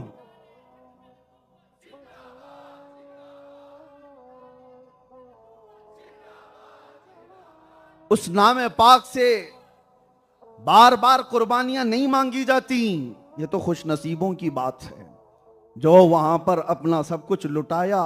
ये समझ ले हजारों के होते हुए उस नबी पाक ने हमें चुन लिया। इस खिदमत पाक के लिए अल्लाह ताला खास लोगों को चुन लेता है। और एक बात ये भी बता दूं, नबी पाक की इज्जत और उनकी नामूस के लिए खड़े होने के लिए मैं अपनी राय बता रहा हूं। बहुत मुत्तकी, परहेजगार या बड़ा आलिम, बड़ा सलाहियतमंद होना जरूरी नहीं है। अगर रब चाहे ना तो कुत्ते से भी खिदमत लेता है, अगर रब तबारक व तआला चाहे। और ये वाकया मशहूर है अल्लामा इब्न हजर अस्कलानी का। ततारियों ने जब बगदाद पर हमला किया था तो उस वक्त ये क्या करते थे पता है? तातारी मुसलमानों को कैद करके लाते थे और जंजीर बांधते थे दोनों हाथों पर, और एक ईसाई पादरी को लाकर हुजूर की शान में गालियां देने लगाते थे, क्योंकि उनको पता था मुसलमान कोड़े से नहीं डरते हैं, इनको तकलीफ उससे ज्यादा नहीं होती। लेकिन इनके नबी को जब कोई गालियां देता है तो इनका सीना जलता है। दुनिया इसीलिए जलाना चाहती है। तो अल्लामा इब्न हजर अस्कलानी ने इसको बयान फरमाया कि वो ईसाई पादरी आकर के गालियां देता था। एक बार 300 उलमा जंजीरों में बंधे हुए हैं और मुसलमान कैदी हैं, और लाया गया बादशाह के सामने उस ईसाई को गाली देने के लिए। लेकिन मेरे अजीजों, जब रब तबारक व तआला चाहे, जहां चाहे, जैसे चाहे, अपने नबी के नाम की हिफाजत करता है। उस बादशाह का एक कुत्ता जिसको उसने पाला था, ट्रेंड कुत्ता, आवारा नहीं, पला हुआ, और वो भी बादशाह का, और उसको भी सोने की जंजीर से बांधा जाता था, गोल्डन चेन पहनने वाला कुत्ता, और वो बंधा हुआ था। जैसे ही वो ईसाई पादरी गुस्ताखी करने लगा वो भौंकने लगता था, चिल्लाता था, वो रुकता, फिर जब बोलता कुत्ता फिर चिल्लाता था। लोग ये समझ गए कि ये जब जब नबी पाक की शान में बोलता है कुछ, ये कुत्ता इधर से भौंकने लग जाता है। वो ईसाई पादरी मानने को तैयार नहीं था कि नहीं वो मेरी बात पे थोड़ी ना भौंक रहा है। लोगों ने उससे कहा भी कि ये बादशाह का कुत्ता है, हर एक पे भौंकता नहीं है, उसे पता है। ईसाई पादरी फिर कंटिन्यू करने लगा। तारीख में मौजूद है मेरे अजीज, वो कुत्ता जंजीर तोड़कर निकल आया, पूरे भरे दरबार में ऐसा उछल करके आया और उस ईसाई पादरी के सीने पर चढ़ा, दम जदन में उसको फाड़ करके रख दिया था, खत्म कर दिया। और उसकी हैबत ऐसी तारी थी पूरे दरबार में, उसको कोई पकड़ने नहीं जा रहा था उस कुत्ते को कि क्या हो गया, क्या हो गया है। उसकी हैबत तारी थी, दहशत तारी थी उस कुत्ते की। और इस वाक़े को देखने के बाद 10,000 ततारियों ने इस्लाम कबूल किया था। तुम जहां नबी पाक के नाम पर उंगली उठाते हो, रब ताला वहीं से ये सैलाब शुरू फरमाता है, वहीं से ये तूफान उठता है। इसी को इकबाल ने कहा था, हरम को मिल गए पासबां सनम खाने से। रब तबारक व तआला का यह दस्तूर है, निजाम है। जहां इस नाम पाक को रोकने की कोशिश की जाती है, वहां से सैलाब फिर शुरू होता है। इसलिए मैं कह रहा हूं, अपने आप को पेश करो। बहुत बड़ा मुत्तकी परहेजगार आलिम दीन होना जरूरी नहीं, तुम जज्बे वाले हो। आज से 4 साल पहले मैं ये बात बार बार अपनी तकरीरों में दोहराता हूं। मुंबई में हमारे मुल्क में एक लोमड़ी का बच्चा हुजूर की शान में बार बार गुस्ताखियां कर रहा था, तो बर्दाश्त ना हुआ था, तो हमने एक चैलेंज किया था, आ जाओ आग में। पता होगा दिल्ली में आते हैं, एक बड़ी आग लगाते हैं, तुम भी कूदो मैं भी कूदता हूं। हमने कहा था इसलिए कि जज्बात ऐसे थे कि इनसे डिबेट करके कोई मतलब नहीं, ये तो बातचीत करने के लायक भी नहीं। ये बात मैं क्यों कह रहा हूं, उससे कहा कि आ जाओ, देखें जो बच जाएगा उसका दीन पहचाना जाएगा। ये बात आई गई, मशहूर हो गई, वायरल हो गई हर किसी के पास कि आग में कूदने का चैलेंज किया है मुफ्ती साहब ने। मेरे अजीजों, कोई प्री प्लान चैलेंज नहीं था, कोई मंसूबाबंदी के साथ की हुई बात नहीं थी, जज्बात थे हमारे। खैर, लेकिन मैं बता इसलिए रहा हूं ये बात, रमजान का महीना था, मुंबई में एक नौजवान मेरे पास आया, और कैसा था, बालों में भी डिजाइन है, दाढ़ी में भी डिजाइन है, फटी हुई जीन्स है, कान में बाली पहना हुआ, टैटू है पूरे, जो एक आवारा नौजवान होते हैं इस तरह से, बड़ा ही आवारा किस्म का, जैसा नशेड़ी होता है, दिख रहा था। वो आया, कहा मुफ्ती साहब आपसे कुछ बात करनी है। कहा क्या है बेटा बताओ। कहा सुना है आपने आग में कूदने का किसी को चैलेंज किया है। मैंने कहा तुमको इससे क्या है, क्या कहना चाहते हो। कहा आप जा रहे हैं, सच्ची में आग में कूदने की बात आपने की है। कहा हाँ। कहा मुफ्ती साहब जब आप जाएंगे मुझे ले जाना, आप नहीं मैं कूदूंगा। किसके नाम पर, हुजूर पाक के नाम पर आप कह रहे हैं मैं जाऊंगा सबसे पहले। मैं ऊपर से नीचे तक देखता रहा, शक्ल क्या है, कैसे ये फटी जीन्स वाला पता नहीं किस तरह के लोगों में रहता है, लेकिन इसके दिल का जज्बा तो देखो। सच बता रहा हूं, उस दिन आंखों में इतने आंसू आए थे मुस्तफा को याद करके कि या रसूल अल्लाह आपकी उम्मत गुनहगार हो गई है, गद्दार नहीं हुई है।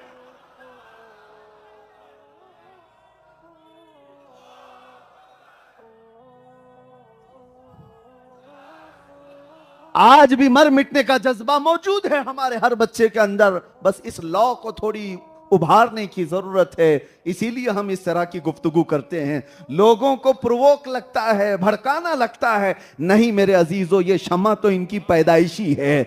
हमारी माओ ने हमारे दूध के साथ इश्क रसूल पिलाया है। यह और बात है कि दुनिया के इन झमेलों में फंस करके हमारे अखलाक थोड़े बिगड़े हुए हैं, हम किसी और दुनिया की तरफ गए हुए हैं, हमारे आमाल थोड़े बिगड़े हुए हैं। हमें पता है दुनिया वालों, आप ये मत समझना हम नए अफराद बना रहे हैं, नहीं नए अफराद नहीं, ये पैदाइशी शम्मा इश्क रिसालत लिए हुए आए हुए लोग हैं। हम सबके सीनों में एक शमा जलती है जिसका नाम इश्क मुस्तफा है। बस ये है कि वो मध्यम हो गई, लौ छोटी हो गई, रोशनी कम हो गई, फिर हम उसी को उठाने की बात करते हैं। हमारी बातें सिर्फ इसलिए हैं कि वो जो मध्यम रोशनी है, जरा और लौ को ज्यादा करो, और लौ को ज्यादा करो। अभी एक बार हमने पुकारा था आई लव मोहम्मद, हर नौजवान तख्तियां लेकर बाहर आ गया। ये क्या तरीका है, ये क्या जरिया है? यही तो हम कह रहे हैं, वो लौ जो चिराग के अंदर मध्यम है, हम उसको उठाना चाहते हैं। किसी और को प्रोवोक करना नहीं है हमें। हमारी अपनी अमानत, हमारी अपनी विरासत जो हमारे सीनों में अल्लाह ने हमें पैदाइशी अता किया है, हम उसी को उठाना चाह रहे हैं। लोग पूछेंगे क्यों उसको उठाना चाह रहे हैं, क्यों उसको उठाना चाह रहे हैं? उनको फिर मैं ये बताना चाहता हूं, क्योंकि कुल असासा हमारा वही है, कुल हमारी जिंदगी वही है। उसी रोशनी का नाम ही ईमान है, उसी रोशनी का नाम ही हमारा सब कुछ है। इसलिए कि हम ये कहते हैं या रसूल अल्लाह, दहन में जुबान तुम्हारे लिए, बदन में है जान तुम्हारे लिए। हम आए यहां तुम्हारे लिए और उठे भी वहां। हमारी जिंदगी का कुल असासा वही शमा है जो धीमी होती जा रही है, जो मध्यम होती जा रही है। हमें यह बर्दाश्त नहीं होता कि हमारी जिंदगी की रोशनी कम हो जाए, हमारा असासा कम होने लग जाए, हमारी कीमतें घटने लग जाएं। हम उसी कीमत वाली शमा को और बढ़ाना चाहते हैं। अजीजा ने गिरामी, दुनिया अगर ये पूछे कि इसको क्यों उठाना चाहते हैं, क्यों इसकी रोशनी को ज्यादा करना चाहते हैं, हम उनको जवाब देते हैं, जिस दिन ये रोशनी बढ़ गई फिर देखना कि हमारे मोहल्लों से खालिद बिन वलीद तैयार होगा, हमारे मुआशरे से फिर सलाहुद्दीन की गरजती आवाज आएगी। वो इसी रोशनी को जो मध्यम है हम थोड़ी सी और तेज कर लें तो मेरे अजीजों, सलाहुद्दीन ऊपर से आसमान से नहीं आया था, शिहाबुद्दीन जमीन से नहीं आया था, वो भी किसी मां की कोख से जन्म लिया हुआ था। खालिद बिन वलीद कहीं हवाओं से आए हुए इंसान का नाम नहीं था, वो मुस्तफा के उसी छांव में पला हुआ जवान था जिसके बाजुओं में अल्लाह ने वो ताकत अता की थी। लेकिन क्या था खालिद बिन वलीद के पास? एक मिसाल मैं गुफ्तगू समेटता हूं। खालिद बिन वलीद का नाम आज तक ऐसा है, बुज़दिलों के मर्ज की दवा का नाम खालिद बिन वलीद। जिसको बार बार डर लगता है, मैं कहता हूं वो वजीफा पढ़ ले उनके नाम का, बुज़दिली वैसी चली जाएगी। जानते हो कौन है वो सैफुल्लाहिल मसलूल? अपनी जिंदगी में 125 जंगें लड़ी, 125। तुम अपनी पूरी जिंदगी में उतने खेल नहीं खेले होंगे और वो जंगों के मैदान में रहा है। क्रिकेट और फुटबॉल की बात नहीं कर रहा हूं जो सेंचुरियां मार करके रिकॉर्ड कायम करें। ये वो मुजरा करने वाले लोग हैं जो पैसों के लिए खेलते हो। मैं जंग की बात कर रहा हूं, जान हथेली पर लेकर आने वाला।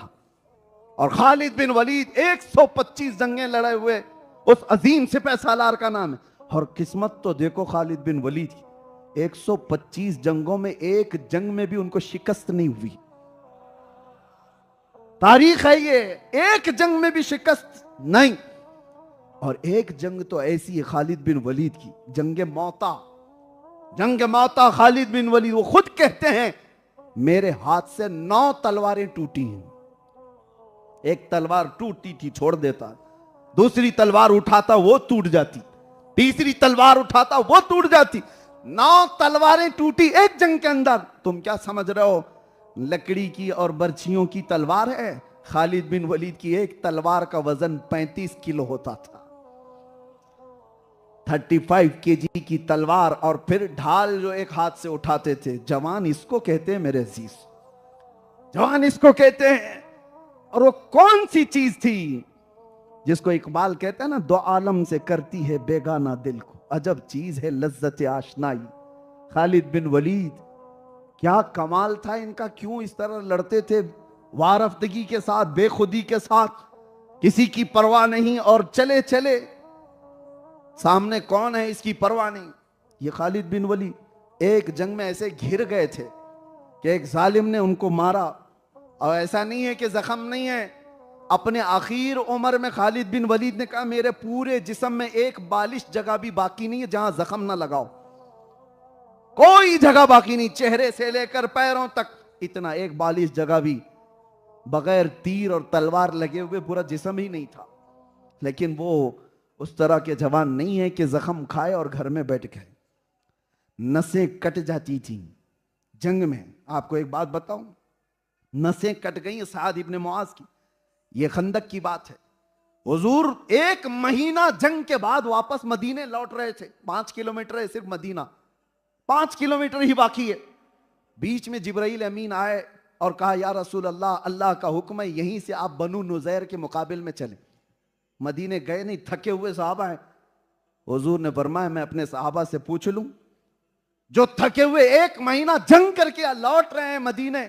हुजूर ने फरमाया ए सहाबा, मेरे सहाबा, अल्लाह का हुक्म आया है कि यहीं से हमें बनु नुज़ैर के मुकाबिल में जाना है। जानते हो सहाबा ये कहते हैं कि पट्टी कर लें, मरहम कर लें, घर वालों से बात कर लें, बीवी बच्चों को पूछ तो लें, घर में जाकर के हालात देख लें, 1 महीने के बाद लौट रहे हैं। सहाबा कहते हैं या रसूल अल्लाह, देर किस बात की, चले यहीं से चलते। उन्होंने कभी ये नहीं सोचा कि हमारी भी अपनी बीवियां हैं, बच्चे हैं जो महीनों से इंतजार कर रहे हैं।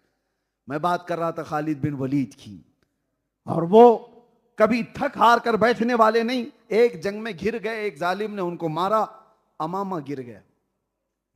अमामा पहने हुए थे, गिर गया, या टोपी जो थी गिर गई। सामने तलवार उठाए हुए दुश्मन है, आपने वो परवाह नहीं की, वो अमामा उठाने के लिए चल पड़े। तो सामने वाला जालिम देखता रह गया। ये जंग के उसलूब नहीं है, ये जंग के तौर तरीके नहीं है। पहले दुश्मन को फेस करो। नजर हटी के दुर्घटना घटी। इधर से थोड़ी सी नजर हट गई, सामने वाला वार कर देगा। और ये है कि सिर्फ नजर नहीं हटाए, पूरा अमामा उठाने के लिए चले गए। लेकिन सामने वाले ने भी तलवार रोक लिया। वो चाहता तो उसी वक्त मार देता, तलवार नहीं चली। पता ये चला कि हर एक अपनी मर्जी से चला भी नहीं सकता। हाँ, खालिद बिन वलीद अपनी टोपी उठाए और चूमा और सर पर रखा। सामने वाले ने पूछा तू खालिद बिन वलीद है? हमने तो सुना कि तू इस्लाम का बड़ा सिपह सालार है, लेकिन एक आम फौजी भी ऐसी गलती नहीं करता जो तूने किया है आज। टोपी उठाने की बात है, जंग के वक्त सामने मुकाबला हो रहा है, तलवार तनी हुई है और तू टोपी उठाने गया। खालिद बिन वलीद ने कहा तू क्या समझता है, खालिद अपने बाजुओं की ताकत से लड़ता है, खालिद अपने तलवार के भरोसे से लड़ता है। मेरा यकीन और मेरा विजदान यह है, खालिद बिन वलीद को अल्लाह ताला फतह अता करता है तो यही अमामा है, इसके अंदर मेरे रसूलुल्लाह के 3 मुँह मुबारका रखे हुए हैं।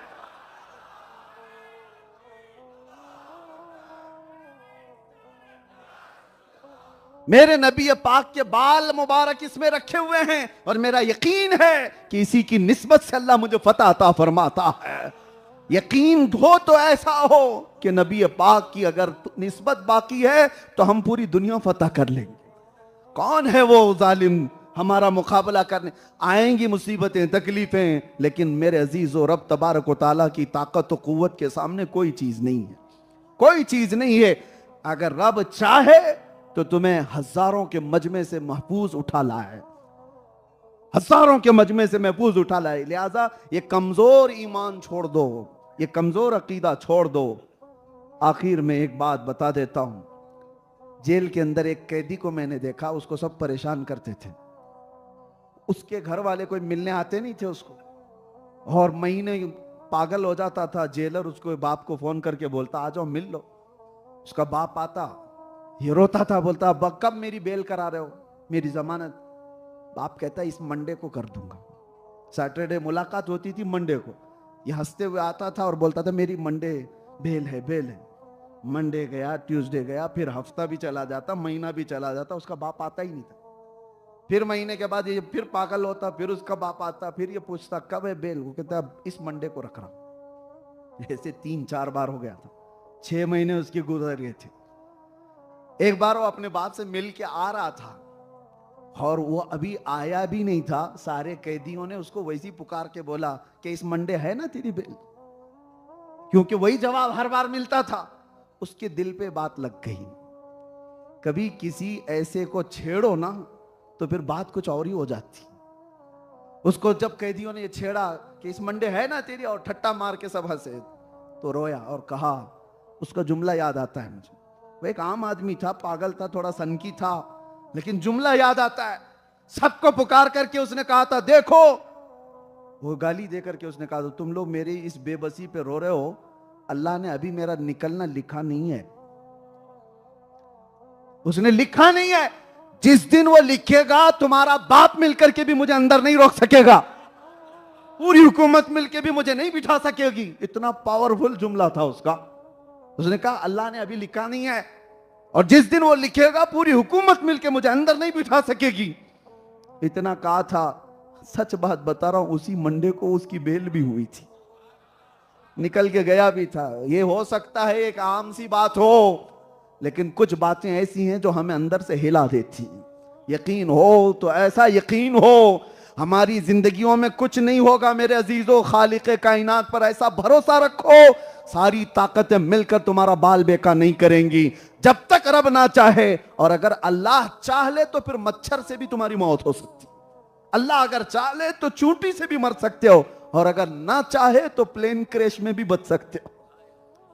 अगर अल्लाह ताला मौत ना लिखे तो बड़े बड़े हादसों से भी वो मौला हिफाजत से निकाल लेगा। इसीलिए मौत और हयात के डर में जीने का मतलब ईमान नहीं है।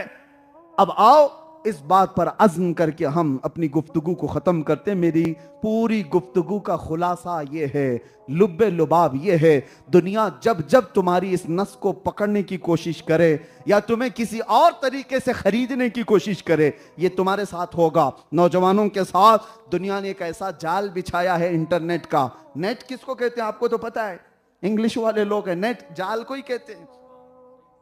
ये जाल ही है जिसमें सबको फंसाया जाता है। फेसबुक पे तुम 24 घंटे लगे रहो, इंस्टा पे लगे रहो, सोशल मीडिया पर लगे रहो, उन अनजानों के साथ जिनको तुम पहचानते भी नहीं, रात भर की चैटिंग। और वो नौजवान बच्चे जो पबजी में अपनी जिंदगियां बर्बाद किए हुए पता नहीं किसके साथ खेल रहे हैं, जिंदगियां बर्बाद होती मैंने देखा है।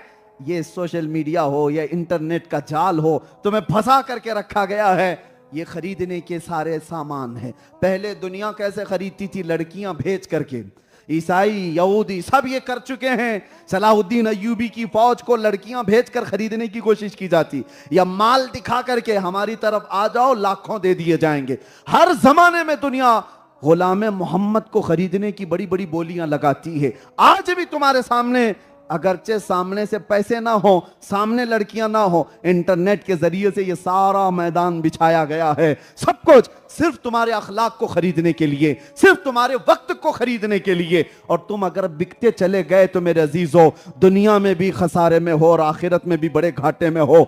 जब कभी तुम्हारी जिंदगी में ऐसा मामला आ जाए कि दुनिया तुम्हें खरीदने की बात कर रही है, तुम्हारे अखलाक को बिगाड़ने की बात कर रही है, खूबसूरत लड़कियां नंगी दिखाकर तुम्हारी आंखों को आवारा करने की बात कर रही है, तो एक जुमला अपनी जुबान से बार बार दोहराना और इन जालिम दुनिया वालों को यूं चीख चीख करके जवाब देना, अपना सब कुछ गुंबद खजरा कल भी था और आज भी है, मेरे नबी से मेरा रिश्ता कल भी था और अला नबीना व अलैहि सलातु वस्सलाम। कलीमुल्लाह थे, ये जानते हैं आप लोग, कलीमुल्लाह थे ना। कलीम किसको कहते हैं? कलाम करने वाले को। कलीमुल्लाह मतलब अल्लाह से कलाम करने वाला। अल्लाह पाक ने आपको ये मौजज़ा अता फरमाया था, आपको ये खासा अता फरमाया था, ये खासा था आपका कि आप अल्लाह से कलाम करते थे। बिल वासिता, बिला वासिता नहीं, बिल वासिता। वैसे दिल से भी और ज़बान से भी बाकायदा तौर पर हम कलाम होते थे। बिला वासिता मतलब कि बग़ैर वासिते के। मैंने पहले गलत बोल दिया, मैंने बिल वासिता नहीं, बिला वासिता। कोई वासिता नहीं बीच में, बिला वासिता। एक होता है बिल वासिता। बिल वासिता कैसे होता है? हर नबी ही कलाम करता है रब से। वो कैसे? वही आती है, हज़रत जिब्रील अमीन तो अल्लाह पाक हुक्म इरशाद फरमाता है, वही लेकर जाता है तो वो जाके बताता है। तो हज़रत जिब्रील अमीन जो अल्लाह पाक का कलाम बताते थे, उस पर फिर जवाब भी देते हैं अंबिया किराम अलैहिमुस्सलातु वस्सलाम। अल्लाह से हम कलाम होते थे, लेकिन बिल वासिता होते थे, डायरेक्ट नहीं होते थे। हज़रत मूसा को अल्लाह पाक ने ये सआदत अता फरमाई थी कि आप डायरेक्ट अल्लाह से कलाम करते थे। इसको कहते हैं बिला वासिता। कोई वासिता नहीं है, वासिते के बगैर। और ये शरफ मिलता कहाँ था आपको? कोहे तूर पर। कोहे तूर क्या है? पहाड़। कोह कहते हैं पहाड़ को, तूर उसका नाम है। कोहे तूर मतलब वो पहाड़ जिसका नाम तूर है। तो वहाँ पर आप जाते थे, ख़ास जगह पर आपसे अल्लाह पाक हम कलाम होता था। मैं कुछ बातें वैसे ही अपलोड तो नहीं करनी हमने, वैसे आपस में हैं, मैं चाह रहा हूँ कि आपसे करूँ आज।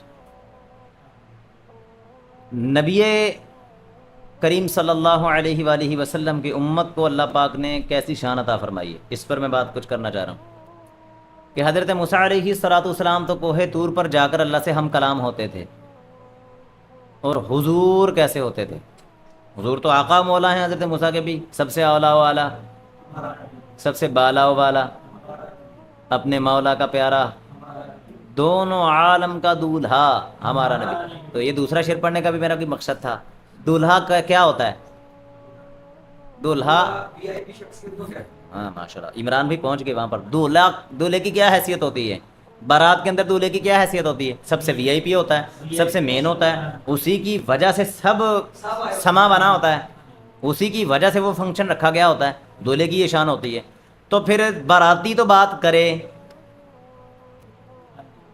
बाराती तो बात कर ले हैं सदर से, बादशाह से, दूल्हा ना कर सके, दूल्हा ना कर सके, या दूल्हे को वो शर्फ ना मिला हो जिसका सारा प्रोग्राम है। अब ये बातें देखें, आपका खुद ज़हन खुल रहा है ना, दिल खुल रहा है, दिल की आंखें भी खोलनी चाहिए हमें। तो अगर तवज्जो हो ना बंदे की, तो फिर बंदा इन चीज़ों पर गौर करके अपने रब तआला की क़ुर्बत पाता है। तो अगर बाराती जो है, ये मैं मिसाल दे रहा हूँ, जैसा कि कलामों के अंदर कहा जाता है, उलमाए किराम फरमाते हैं सबसे औला वाला हमारा नबी, सबसे बाला वाला हमारा नबी, अपने मौला का प्यारा हमारा नबी, दोनों आलम का दूल्हा। दूल्हा बोल दिया तो मतलब क्या? दोनों आलम को उन्होंने क्या बोला? बराती। दोनों आलम क्या हैं? बराती हैं। और इनमें दूल्हा कौन है? हमारा नबी। तो हुजूर अलैहिस्सलाम कलाम ना करें। अब मैं इस पर यह कहता हूँ कि हुजूर अलैहिस्सलाम को अल्लाह ने यह शरफ अता फरमाया है कि हुजूर अलैहिस्सलाम तो आका मौला हैं मूसा के भी, मूसा के भी मूसा हैं, ईसा के भी ईसा हैं, है ना? मतलब क्या कि मूसा के भी आका मौला हैं, हज़रत ईसा अलैहिस्सलाम के भी आका मौला हैं। हुजूर अलैहिस्सलाम के उम्मतियों को अल्लाह पाक ने ये शरफ अता फरमाया था कि हज़रत उमर फ़ारूक रज़ियल्लाहु ताला अन्हु कहते हैं, अब मुझे बताइएगा कि देख कर कलाम करना या देखना बड़ी बात होती है, या सिर्फ बात करना, मोबाइल पर बात करना, है ना? हज़रत उमर फ़ारूक रज़ियल्लाहु ताला अन्हु ये कहा करते थे, मैंने अपने रब को मदीने की गलियों में चलते देखा है। ये जो मैं जहाँ से मैं बात करना चाह रहा हूँ, अगर आप समझे तो बड़ा मज़ा आएगा आपको। हज़रत मूसा कलाम करते थे, देखते थे। कुरान में क्या कहा गया आपके लिए? हज़रत मूसा ने ये बात कही थी, कहा था ना, अल्लाह ने क्या कहा था? लन तरानी, कहीं तो वो जोश लन तरानी, कहीं तकाज़े विसाल के थे। हज़रत मूसा ने तो अल्लाह पाक से बाकायदा कहा था मैंने तुझे देखना है। अल्लाह ने क्या इरशाद फरमाया? लन तरानी, नहीं देख सकता। यहाँ पर हज़रत उमर फ़ारूक जो हुजूर के उम्मती वो क्या कह रहे हैं? हाँ जी, बाराती देख रहे हैं। देखें शहजाद भाई भी पहुंचे ना इस बात तक कि बारातियों की शान ये है कि दूल्हा की शान क्या होगी। अब इसका मतलब हरगिज़ ये भी नहीं है कि हज़रत मूसा से बढ़ गए हज़रत उमर फ़ारूक। बात यह है कि जिस बंदे से निस्बत हो जाती है ना बंदे को, हज़रत मूसा को निस्बत अल्लाह से है। अगर देखा जाए, कंपैरिजन अगर करना चाहे, हालांकि कोई कंपैरिजन नहीं है, लेकिन अगर करना चाहे, हज़रत मूसा अल्लाह के नबी हैं, हज़रत उमर फ़ारूक अल्लाह के नबी के सहाबी हैं, तो मरतबे वाला ज़्यादा कौन हुआ? हज़रत मूसा ही हुए। डेफिनेटली आप इसको कहें कि इसमें कोई शक ही नहीं है कि हज़रत मूसा अलैहिस्सलाम ही अफजल हैं। लेकिन एक बात है कि अल्लाह पाक अपने प्यारों में से कुछ को ख़ास प्यारा करता है, जैसा कि कुरान में इरशाद फरमाया तिलका रसूल फद्दलना बअदहुम अला बअद, हमने बाज़ रसूलों को बाज़ रसूलों पर फजीलत दी है। अब उसके साथ निस्बत रखने वाली चीज़ों को भी अल्लाह पाक वैसी ही फजीलतें देता। फिर अल्लाह पाक ने अपने नबी को ऐसा मकाम अता फरमाया है कि प्यारे आका सल्लल्लाहु अलैहि वसल्लम के जो उम्मती हैं उनकी ये शान है कि नबी के लिए तो ये कहा जाए लन तरानी, तू मुझे नहीं देख सकता, और उस नबी का उम्मती जो नबी का भी नबी है, अंबिया से करूं अर्ज़ क्यों मालिको, क्या नबी है तुम्हारा हमारा नबी? फिर वो क्या कहेंगे? जैसे सबका खुदा एक है वैसे ही इनका उनका तुम्हारा। ये कौन कह रहा है? अंबिया। अंबिया से कहा जा रहा है मैदान महशर में होंगे, अंबिया भी होंगे ना। अंबिया से मैं पूछूंगा, ए अंबिया की जमात, ए अल्लाह के नबियों हैं, ए अंबिया, क्या अंबिया से करूं अर्ज़? मैं अंबिया से अर्ज़ करूंगा, अल्लाह ताला कह रहे हैं मैं अंबिया से अर्ज़ करूंगा, ए नबियों क्या जो हमारा नबी है वो तुम्हारा भी नबी है? अंबिया से करूं अर्ज क्यों मालिको, मालिको, मैं अंबिया को मालिक कहूँगा, अपना सरदार कहूँगा, मालिक कहते हैं सरदार को, आका को। मैं अंबिया से कहूँगा, अंबिया से करूँ अर्ज ए मालिको, क्या नबी है तुम्हारा, हमारा नबी, मतलब तुम्हारा भी नबी है। तो अंबिया की जमात क्या कहेगी? अंबिया की जमात कहेगी जैसे सबका खुदा एक है वैसे ही इनका, फिरिश्तों का, उनका, जिन्नों का, तुम्हारा, तुम इंसानों का, आम इंसानों का, और हमारा नबी, हमारा भी खास जमात है अंबिया की, हमारे भी ऐसे ही नबी हैं। जैसे खुदा, फरिश्तों का भी वही खुदा है, एक ही खुदा है, जिन्नात का भी वही खुदा है, एक ही खुदा है ना, और गुनाहगारों का भी वही खुदा है, नेकोकारों का भी वही खुदा है। तो इसी तरह अंबिया की जमात ये कहेगी कि तुम्हारा भी हमारा भी नबी है। ये बात करने का मकसद मेरा ये था कि अल्लाह पाक ने अपने महबूबा अलैहिस्सलाम की उम्मत को ये शान अता फरमाई है। अगर उम्मत को ये शान अता फरमाई है तो उस नबी का आलम क्या होगा। तो हज़रत मूसा अलैहिस्सलाम तो कलाम करते थे कोह तूर पर जाकर। मैंने जो बात करनी थी, अल्लाह पाक अपने महबूब की उम्मत से, हर उम्मती से हम कलाम होता है अगर वो होना चाहे तो। मैंने बात ये करनी थी। मैंने इतनी लंबी तमहीद पता क्यों दी, और ये हकीकत है, मैंने इस बात को फील किया है। अल्लाह पाक अपने महबूब के हर उम्मती से हम कलाम होता है। ये मैं फुरली नहीं मार रहा। हुज़ूर अलैहिस्सलाम ने इरशाद फरमाया कि अगरचे फतवा देने वाला तुम्हें फतवा दे, तुम अपने दिल से फतवा लो। क्या इरशाद फरमाया हुज़ूर ने? अपने दिल से फतवा लो। आप यकीन करें, आप अपना, आपका दिल आपको बताएगा मैं गलत कर रहा हूं, आपका दिल आपको बताएगा मैं सही कर रहा हूं।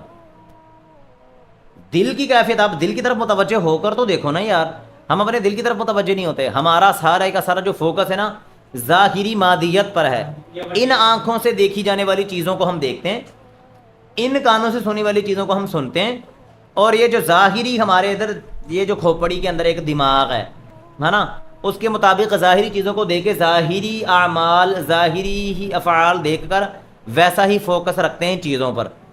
इस दिल की आंख को हमने कभी खोला ही नहीं, इस दिल के कान को हमने कभी खोला ही नहीं। जब हम इस दिल की आंख को, कान को खोलेंगे ना, तो फिर क्या होगा? फिर ये जो मैं अभी बात आपसे कर रहा हूँ कि हज़रत मूसा से तो अल्लाह पाक कोहे तूर पर हम कलाम होता था।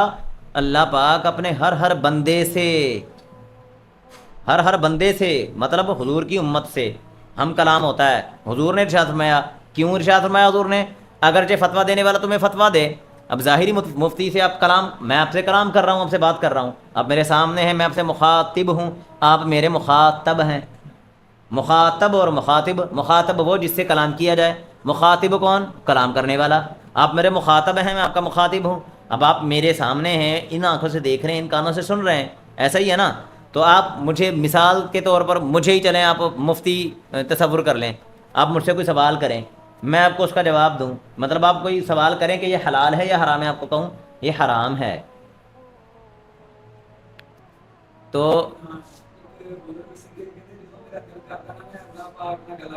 हाँ जी जी, हाँ जी, सुबहान अल्लाह, सुबहान अल्लाह, सुबहान अल्लाह। ये अल्लाह वालों की शान देखें आप। कोई भी अल्लाह से ताल्लुक़ रखने वाला इंसान आम रहता ही नहीं है। नबी को तो उसने चुन लिया, वली को भी वही चुनता है। जो शख्स उसकी तरफ मुतवज्जे होता है ना, अल्लाह पाक उसको चुनता है। कोई शख्स खुद से अगर कहे ना कि मैं फ़न खाऊँ या मैं खुद, मेरी अपनी मेहनत है, ज़र्रा बराबर भी मेहनत नहीं है उसकी। हज़रत उमर फ़ारूक़ रज़ी अल्लाह तआला अन्हु का वही फरमान फिर मुझे याद आ रहा है कि तुम्हारी कोशिश किसी काम की नहीं, तुम्हारी कोशिश करने से कुछ ना होगा। ये तौफ़ीक़ की बात है, ये कर्म की बात है। जब कर्म होता है हालात बदल जाते हैं, जब कर्म होता है तो फिर पता नहीं लगता क्या हो रहा है मेरे साथ, ये क्या चल रहा है, ये कर्म। अब यकीन करें, मैं सुबह उठता हूँ, आपसे पहले मेरी बात हो रही थी, मैं सुबह उठता हूँ तो मैं यकीन करें इस चीज़ को फील करता हूँ बाकायदा। मैं अपने रब से हम कलाम होता हूँ। आपको कहूँ, आप भी हो सकते हैं, उससे हों, वो चाहता है हर बंदा में मुझसे हम कलाम हो। वो उसने क्या, ये क्यों इरशाद फरमाया है, उज़्कुरूनी फ़ज़्कुरकुम, उज़्कुरूनी, क्या कहा उसने? ये मुझसे हम कलाम हो। उज़्कुरूनी उसने क्या कहा है? मुझसे हम कलाम हो, उसने ये कहा। उज़्कुरूनी, मुझे देखो, उसने ये कहा है।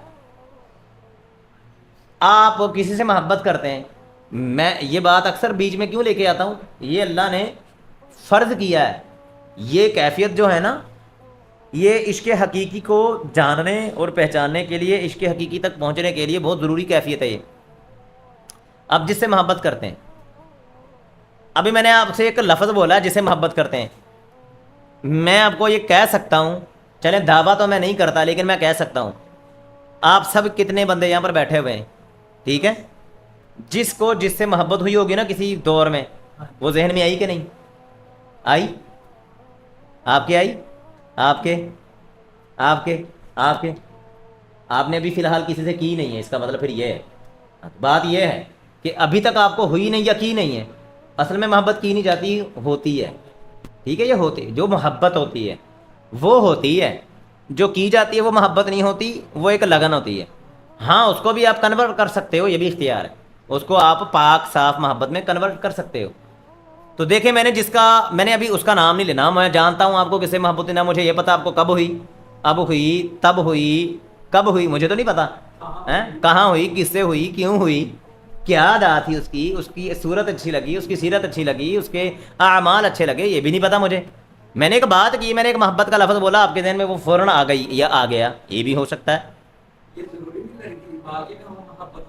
हाँ जी, ज़रूरी नहीं है कि लड़की हो, लेकिन मैं जिससे, हाँ, लेकिन मैंने मतलब इधर ये एक अल्लाह पाक की तरफ से जो बनाया हुआ एक निज़ाम, जो अल्लाह पाक ने इसको अच्छा भी कहा है कुरान में, हदीस पाक में है कि जब तुम किसी से मोहब्बत करो तो उससे बता दो। हुजूर ने इरशाद फरमाया है, और उसको निकाह का पैगाम दो, अगर तो निकाह हो जाए तो अल्लाह तुम्हें बरकत दे। हुजूर ने इरशाद फरमाया, अगर निकाह में ना आए, मतलब वो फोत हो जाए या वो कबूल ना करे या कोई ऐसा सीन बने कि निकाह ना हो सके, तुम उस पर सब्र करो, अल्लाह तुम्हें शहादत का मर्तबा अता फरमाएगा। इतना बड़ा अजर है, इसको करने को क्या किया है हमने, करने को इसको क्या कर लिया है, एक इसको बेवक़ात और बुरी चीज़ तस्वुर किया हुआ है। ये बुरी चीज़ नहीं है, फजूल चीज़ नहीं है, ये बहुत आला चीज़ है, यही तो काम की चीज़ है। ये आपको इश्क़ हकीकी की तरफ लेकर जाएगी, इश्क़ हकीकी की तरफ लेकर जाएगी। सहाबा किराम ने किससे इश्क़ किया था भला? नबी पाक से, और फिर हुआ क्या उसका नतीजा? अल्लाह से इश्क़ हो गया उनको। गली वाली, दीवार वाली,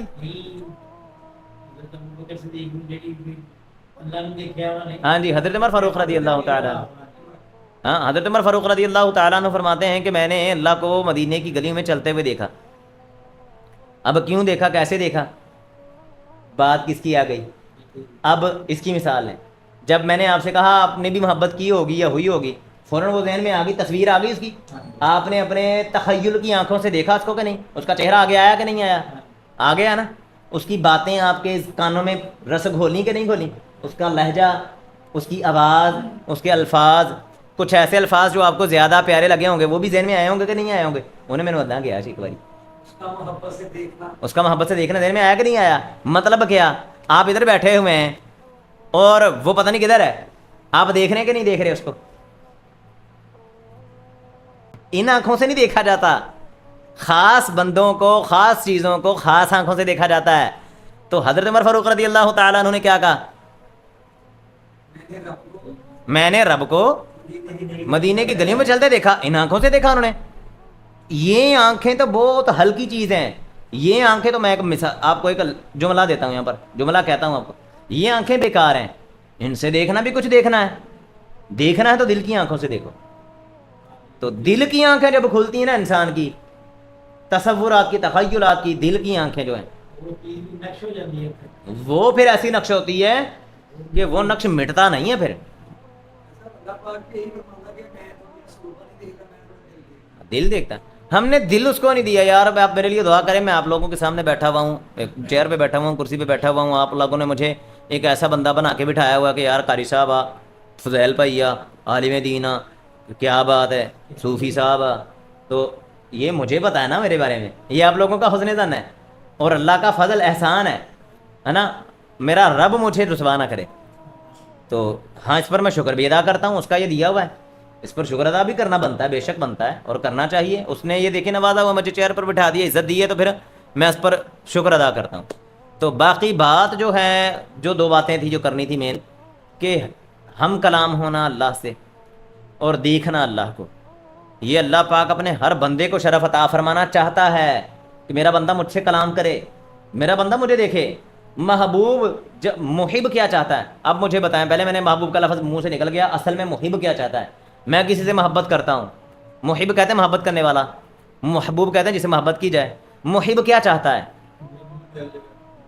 मुझसे वो बात करे, मेरे पास ही रहे, मेरे साथ ही रहे, मेरे सामने ही रहे, मुझे नज़र आता रहे या मुझे नज़र आती रहे, मुझे वो सुनाई देती रहे या मुझे वो सुनाई देता रहे, मुझसे दूर ना जाए उसका वजूद। मुहिब यही चाहता है ना। जब मोहब्बत की कैफियत उरूज पर होती है तो यही होती है ना। हालांकि मोहब्बत की कैफियत कम होनी नहीं चाहिए वैसे, अगर अल्लाह के खातिर वाकई फिर मोहब्बत में इजाफा होता रहता है।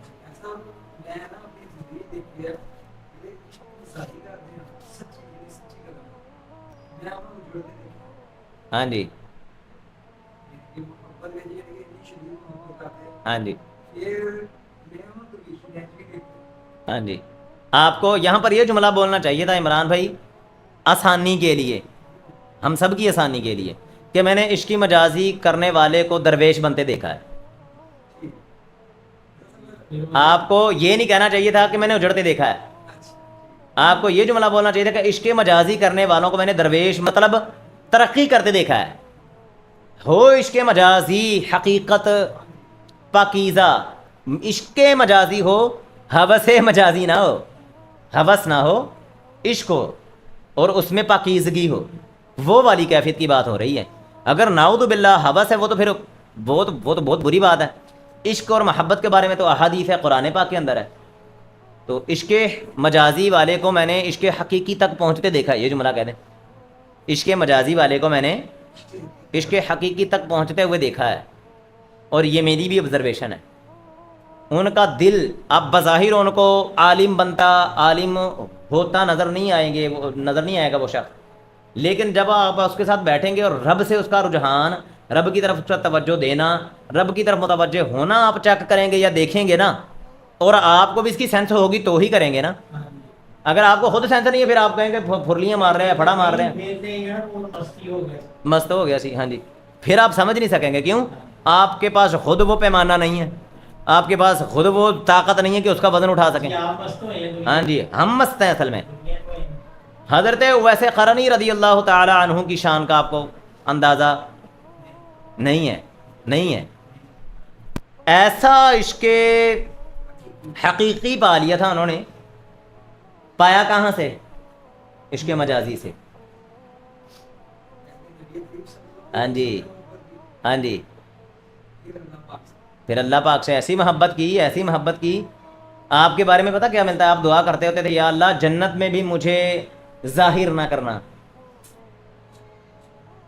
यार हर बंदे की ख्वाहिश है कि नहीं, जन्नत में क्यों जाना चाहते हैं? वहां पर अच्छा खाना होगा, बीवियां अच्छी खूबसूरत हमेशा के लिए होंगी, कोई कमजोरी ही नहीं होगी, हैं? जब चाहेंगे, जब दिल चाहेगा, जो जी चाहेगा करेंगे, खाना खाएंगे, जिमा करेंगे, जो दिल करेगा वो करेंगे, कोई कमजोरी नहीं आएगी, कोई थकावट नहीं होगी, कोई उकताहट नहीं होगी, है ना। वहाँ कुछ बातें तो ऐसी मैं आपसे अगर करूँ तो आप हैरान और परेशान होंगे, लेकिन फ़िलहाल मैं वो अब नहीं करता। तो हज़रत वैसे करनी की कैफियत अल्लाह के पाक के इश्क में ऐसी हो गई थी कि या अल्लाह मुझे जन्नत में भी ये नहीं चाहिए, मुझे बस तू चाहिए। और कैसा? मुझे जन्नत में मेरा वजूद, मेरी हस्ती को जाहिर ही ना करना। तो उनके बारे में ये लिखा हुआ है हज़रत वैसे करनी के कि अल्लाह पाक ने उनकी ये दुआ कबूल फरमाई थी। और जन्नत में हज़रत वैसे करनी को अल्लाह पाक मुख्तलिफ़ शक्लों में उनके डुप्लीकेट बना देगा, मतलब उनकी शक्ल के बहुत से डुप्लीकेट होंगे हज़रत वैसे करनी के जन्नत में। किसी को नहीं पता होगा कि असल वाला कौन सा है। ये क्या है भला? मोहब्बत, महबूब की मोहब्बत में गुलूव देखें आप। गुलूव मतलब ये बहुत ज़्यादा बढ़ोतरी करें आप, है ना। ऐसी मोहब्बत कि या अल्लाह मुझे जन्नत में भी मतलब कोई मेरी पहचान ही ना हो, किसी को मेरी कोई मुझे पहचाने ना, ये वैसे करनी है। अच्छा, इसका ये मर्तबा है। क्यों? नबी करीम सल्लल्लाहु अलैहि वसल्लम ने हज़रत उमर फ़ारूक और हज़रत अली रज़ी अल्लाह तआला अन्हुमा को भेजा था हज़रत वैसे करनी के पास। याद आ गया ना आपको? जिसके पास नबी करीम इमामुल अंबिया उमर को और अली को रदी अल्लाह ताला अन्हुमा ऐसी हस्तियां के इरशाद फरमाया, मेरे बाद कोई नबी होता तो उमर होता है, अली मेरे लिए ऐसे है जैसे मूसा के लिए हारून। ऐसी हस्तियों को किसके पास भेज रहे हैं? उस शख्स के पास जिसने कभी हुजूर को देखा ही नहीं है। इन आंखों से हर वक्त देखते थे, तो इस वजह से क्या उनको भेजा जिन्होंने इन आंखों से देखा था, अगरचे उन्होंने इन आंखों से भी देखा था, मतलब वो सोने पे सुहागा था ना, उन्होंने इन आंखों से भी देखा था, इन आंखों से भी देखा था, लेकिन हुजूर ने ये बताया उनको कि इन आंखों से देखने वाला सहाबी है। इन आंखों से देखने वाला क्या है भला भाई? हुजूर ने पता क्या कहा था उनको? बाकियों को भी अगरचे कहा, लेकिन उनकी मोहब्बत में हुजूर ने पता क्या कहा था? तो वैसे करें भाई कहा था, अपना मेरा भाई, हुजूर ने अपना भाई कहा था उनको वैसे करने को। इन आंखों से देखते थे वो। तो फिर हज़रत उमर फ़ारूक रज़ी अल्लाह ताला अन्हु और हज़रत अली रज़ी अल्लाह ताला अन्हुमा जब गए आपके पास, कुर्ता मुबारक दिया, हुजूर की तरफ से जो पैगाम थे वो दिए, और हुजूर ने कहा था कि उसे कहना, उससे बड़े मर्तबे के तो हज़रत उमर फ़ारूक और हज़रत अली हैं। हज़रत वैसे करने से बड़े मर्तबे के कौन है? यहाँ पर जो मैंने पहले बातें की आपको, उसमें अगर कोई थोड़ा बहुत वसवसा आया हो तो वो इधर क्लियर हो जाएगा। जैसा कि मैंने कहा कि हज़रत मूसा को अल्लाह ने इरशाद फरमाया लन तरानी, हज़रत उमर फ़ारूक ने देख लिया, वो कहते हैं मैंने अल्लाह को देखा है चलते हुए मदीने की गलियों में। मतलब मूसा अलैहिस्सलाम तो बड़े मर्तबे के हैं, उनको अल्लाह कह रहा तुम देख नहीं सकते। हज़रत उमर फ़ारूक जो उनसे कम मर्तबे के हैं उनको दिखा दिया है अपना आप। ये क्लियर हो जाएंगी ना बातें कि हज़रत उमर फ़ारूक रज़ी अल्लाह ताला अन्हु तो ज़्यादा मर्तबे के हैं हज़रत वैसे करनी से, हज़रत अली रज़ी अल्लाह ताला अन्हु भी ज़्यादा मर्तबे के हैं। लेकिन हुजूर क्या कह रहे हैं? उनको कह रहे हैं, और क्या कौन रहा है? जो उनसे के भी आका मौला है, जो तमाम अंबिया के आका मौला है, जो महबूब खुदा हैं। अब उनको कह के भेज रहे हैं कि जाके उवैस से कहना, उवैस करनी से कहना कि मेरी उम्मत के लिए दुआ करें। अब अंदाज़ा लगा लो यार कि तीनों ही हस्तियां कितनी अफजल हैं हजरत वैसे करनी से, अंदाज़ा नहीं है। इतनी अफजल है कि अंदाज़ा नहीं है। अब तीनों हस्तियां एक हस्ती भेज रही है जो सबसे अफजल है, दो हस्तियां ऐसी जो उनसे बहुत ज़्यादा अफजल हैं, और कहा जा रहा है कि ये कुर्ता मेरा देना और जाके कहना कि मेरी उम्मत के लिए दुआ करे। तो उनकी दुआ की बरकत से अल्लाह पाक ने क्या किया था भला? हुजूर ने क्या इरशाद फरमाया कि वैसे करनी की दुआ की बरकत से अल्लाह पाक, वो कबीले का नाम मेरे जहन में नहीं आ रहा, आप में से किसी को या बनी कल्ब, हाँ बनी कल्ब की बकरियों के बालों के बराबर अल्लाह मेरी उम्मत की बख्शिश फरमाएगा। बनी कल्ब क्यों कहा था? उस कबीले की बकरियां सबसे ज़्यादा हुआ करती थी, उस कबीले में सबसे ज़्यादा बकरियां हुआ करती थी। तो हुजूर ने उस कबीले की बकरियों के बालों के बराबर का इरशाद फरमाया। अल्लाह पाक उस कबीले की बकरियों के बालों के बराबर उवैस की दुआ की बरकत से मेरी उम्मत की बख्शिश फरमाएगा। ऐसी शान। तो अब इससे ये भी साबित हुआ, ये भी जाहिर हुआ कि नाउद बिल्ला बाज़ औक़ात उलमा को ये बातें वजाहत करनी चाहिए। मैं ये चाहता हूँ उनको करनी चाहिए। मेरा जो उनसे इख्तिलाफ, आप मेरे मोहब्बत वाले बैठे हुए हैं, मुझे समझने वाले बैठे हुए हैं, तो इस वजह से मैं आपके सामने ये बात करने लगा हूँ। कुछ बातें मैंने ऐसी की भी हैं जो मैं औरों के सामने नहीं करता, और करनी भी नहीं चाहिए। आप तो माशाल्लाह मुझसे मोहब्बत करने वाले हैं, मेरे पास उठते बैठते रहते हैं, मेरे मिजाज को भी जानते हैं। फिर मैं आप तरबियत करने के हवाले से अल्लाह पाक की तरफ से फ़ज़ल है, मैं करता भी रहता हूँ। तो इस वजह से कि देखें इसमें किसी किस्म की गुस्ताखी आपको नज़र आई हो। अभी मैंने हज़रत वैसे करने के फ़ज़ाइल भी बताए हैं। हज़रत उमर फ़ारूक से दुआ करवानी चाहिए थी, हज़रत वैसे करने से क्यों करवाई? हुजूर ने करवा के यही बताया कि इसमें कोई गुस्ताखी नहीं है, इसमें कोई बेअदबी नहीं है। अपने से छोटों से भी कह सकते हैं, और जो तुम्हारी नज़र में बड़ा है, हो सकता है वो अल्लाह की नज़र में वो ऐसा बड़ा ना हो। जो तुम्हारी नज़र में बड़ा है, हो सकता है अल्लाह की नज़र में वैसा बड़ा ना। तुम हुस्न ज़न तो रख सकते हो, हुस्न ज़न रख सकते हो। मिसाल, हकीकत नहीं जानते। हकीकत सिर्फ वो है जो कुरान में आ गई है सराहत के साथ। वैसे तो तमाम औलिया के बारे में शान बयान कर दी अल्लाह ने। अला इन्ना औलिया अल्लाह ला खौफुन अलैहिम वला हुम यहज़नून। अल्लाह ने कुरान पाक में इरशाद फरमाया कि खबरदार, अला खबरदार, इन्ना बेशक औलिया अल्लाह, अल्लाह के जो दोस्त हैं, ला खौफुन अलैहिम वला हुम यहज़नून, ला उन पर कोई खौफ है ना उन्हें किसी चीज़ का गम है। खौफ मुस्तकबिल का होता है, गम माजी का होता है। गम माजी का तो यार काश अदा ना होंदा, दुख होंदा। खौफ यार काश अदा ना होवे, ऐसा ही है ना। अल्लाह पाक ने दोनों चीज़ों से ही बरी कर दिया। किसको? वली को। सराहत के साथ तो नहीं है, नाम लेके तो नहीं कहा मैंने गौसे पाक को बरी कर दिया है, मैंने दादा साहब को बरी कर दिया है, मैंने ख्वाजा। ये हम हुस्न नज़र रखते हुए इनको वली मानते हैं और इस आयत के तहत लेते हैं। कुरान में इनका नाम तो नहीं ना आया। अब हुजूर अलैहिस्सलाम की हदीस पाक है कि जहाँ पर 40 मुसलमान जमा हों वहाँ पर अल्लाह का एक वली भी होता है। तो अला इन्ना औलिया अल्लाहि ला खौफुन अलैहिम वला हुम यहज़नून में ये नहीं आएंगे।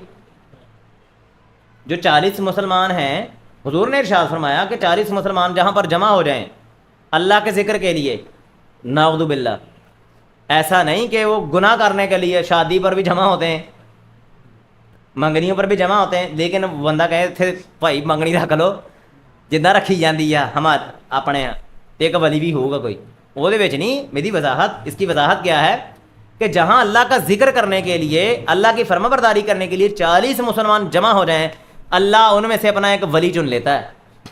तो अब वो वली अला इन्ना औलिया अल्लाहि ला खौफुन अलैहिम वला हुम यहज़नून में नहीं आएगा।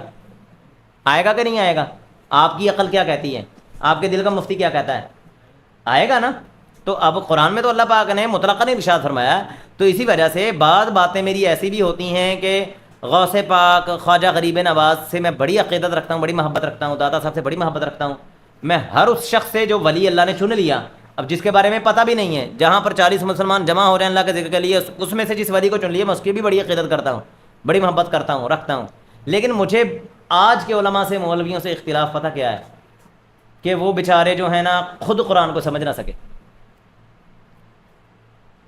इतना दूर कर दिया हकीकत से, लकीर की फ़कीरी इस कदर ज़्यादा कर दी है, जिस बंदे को मैं कहूँ ये वली है वो वली है।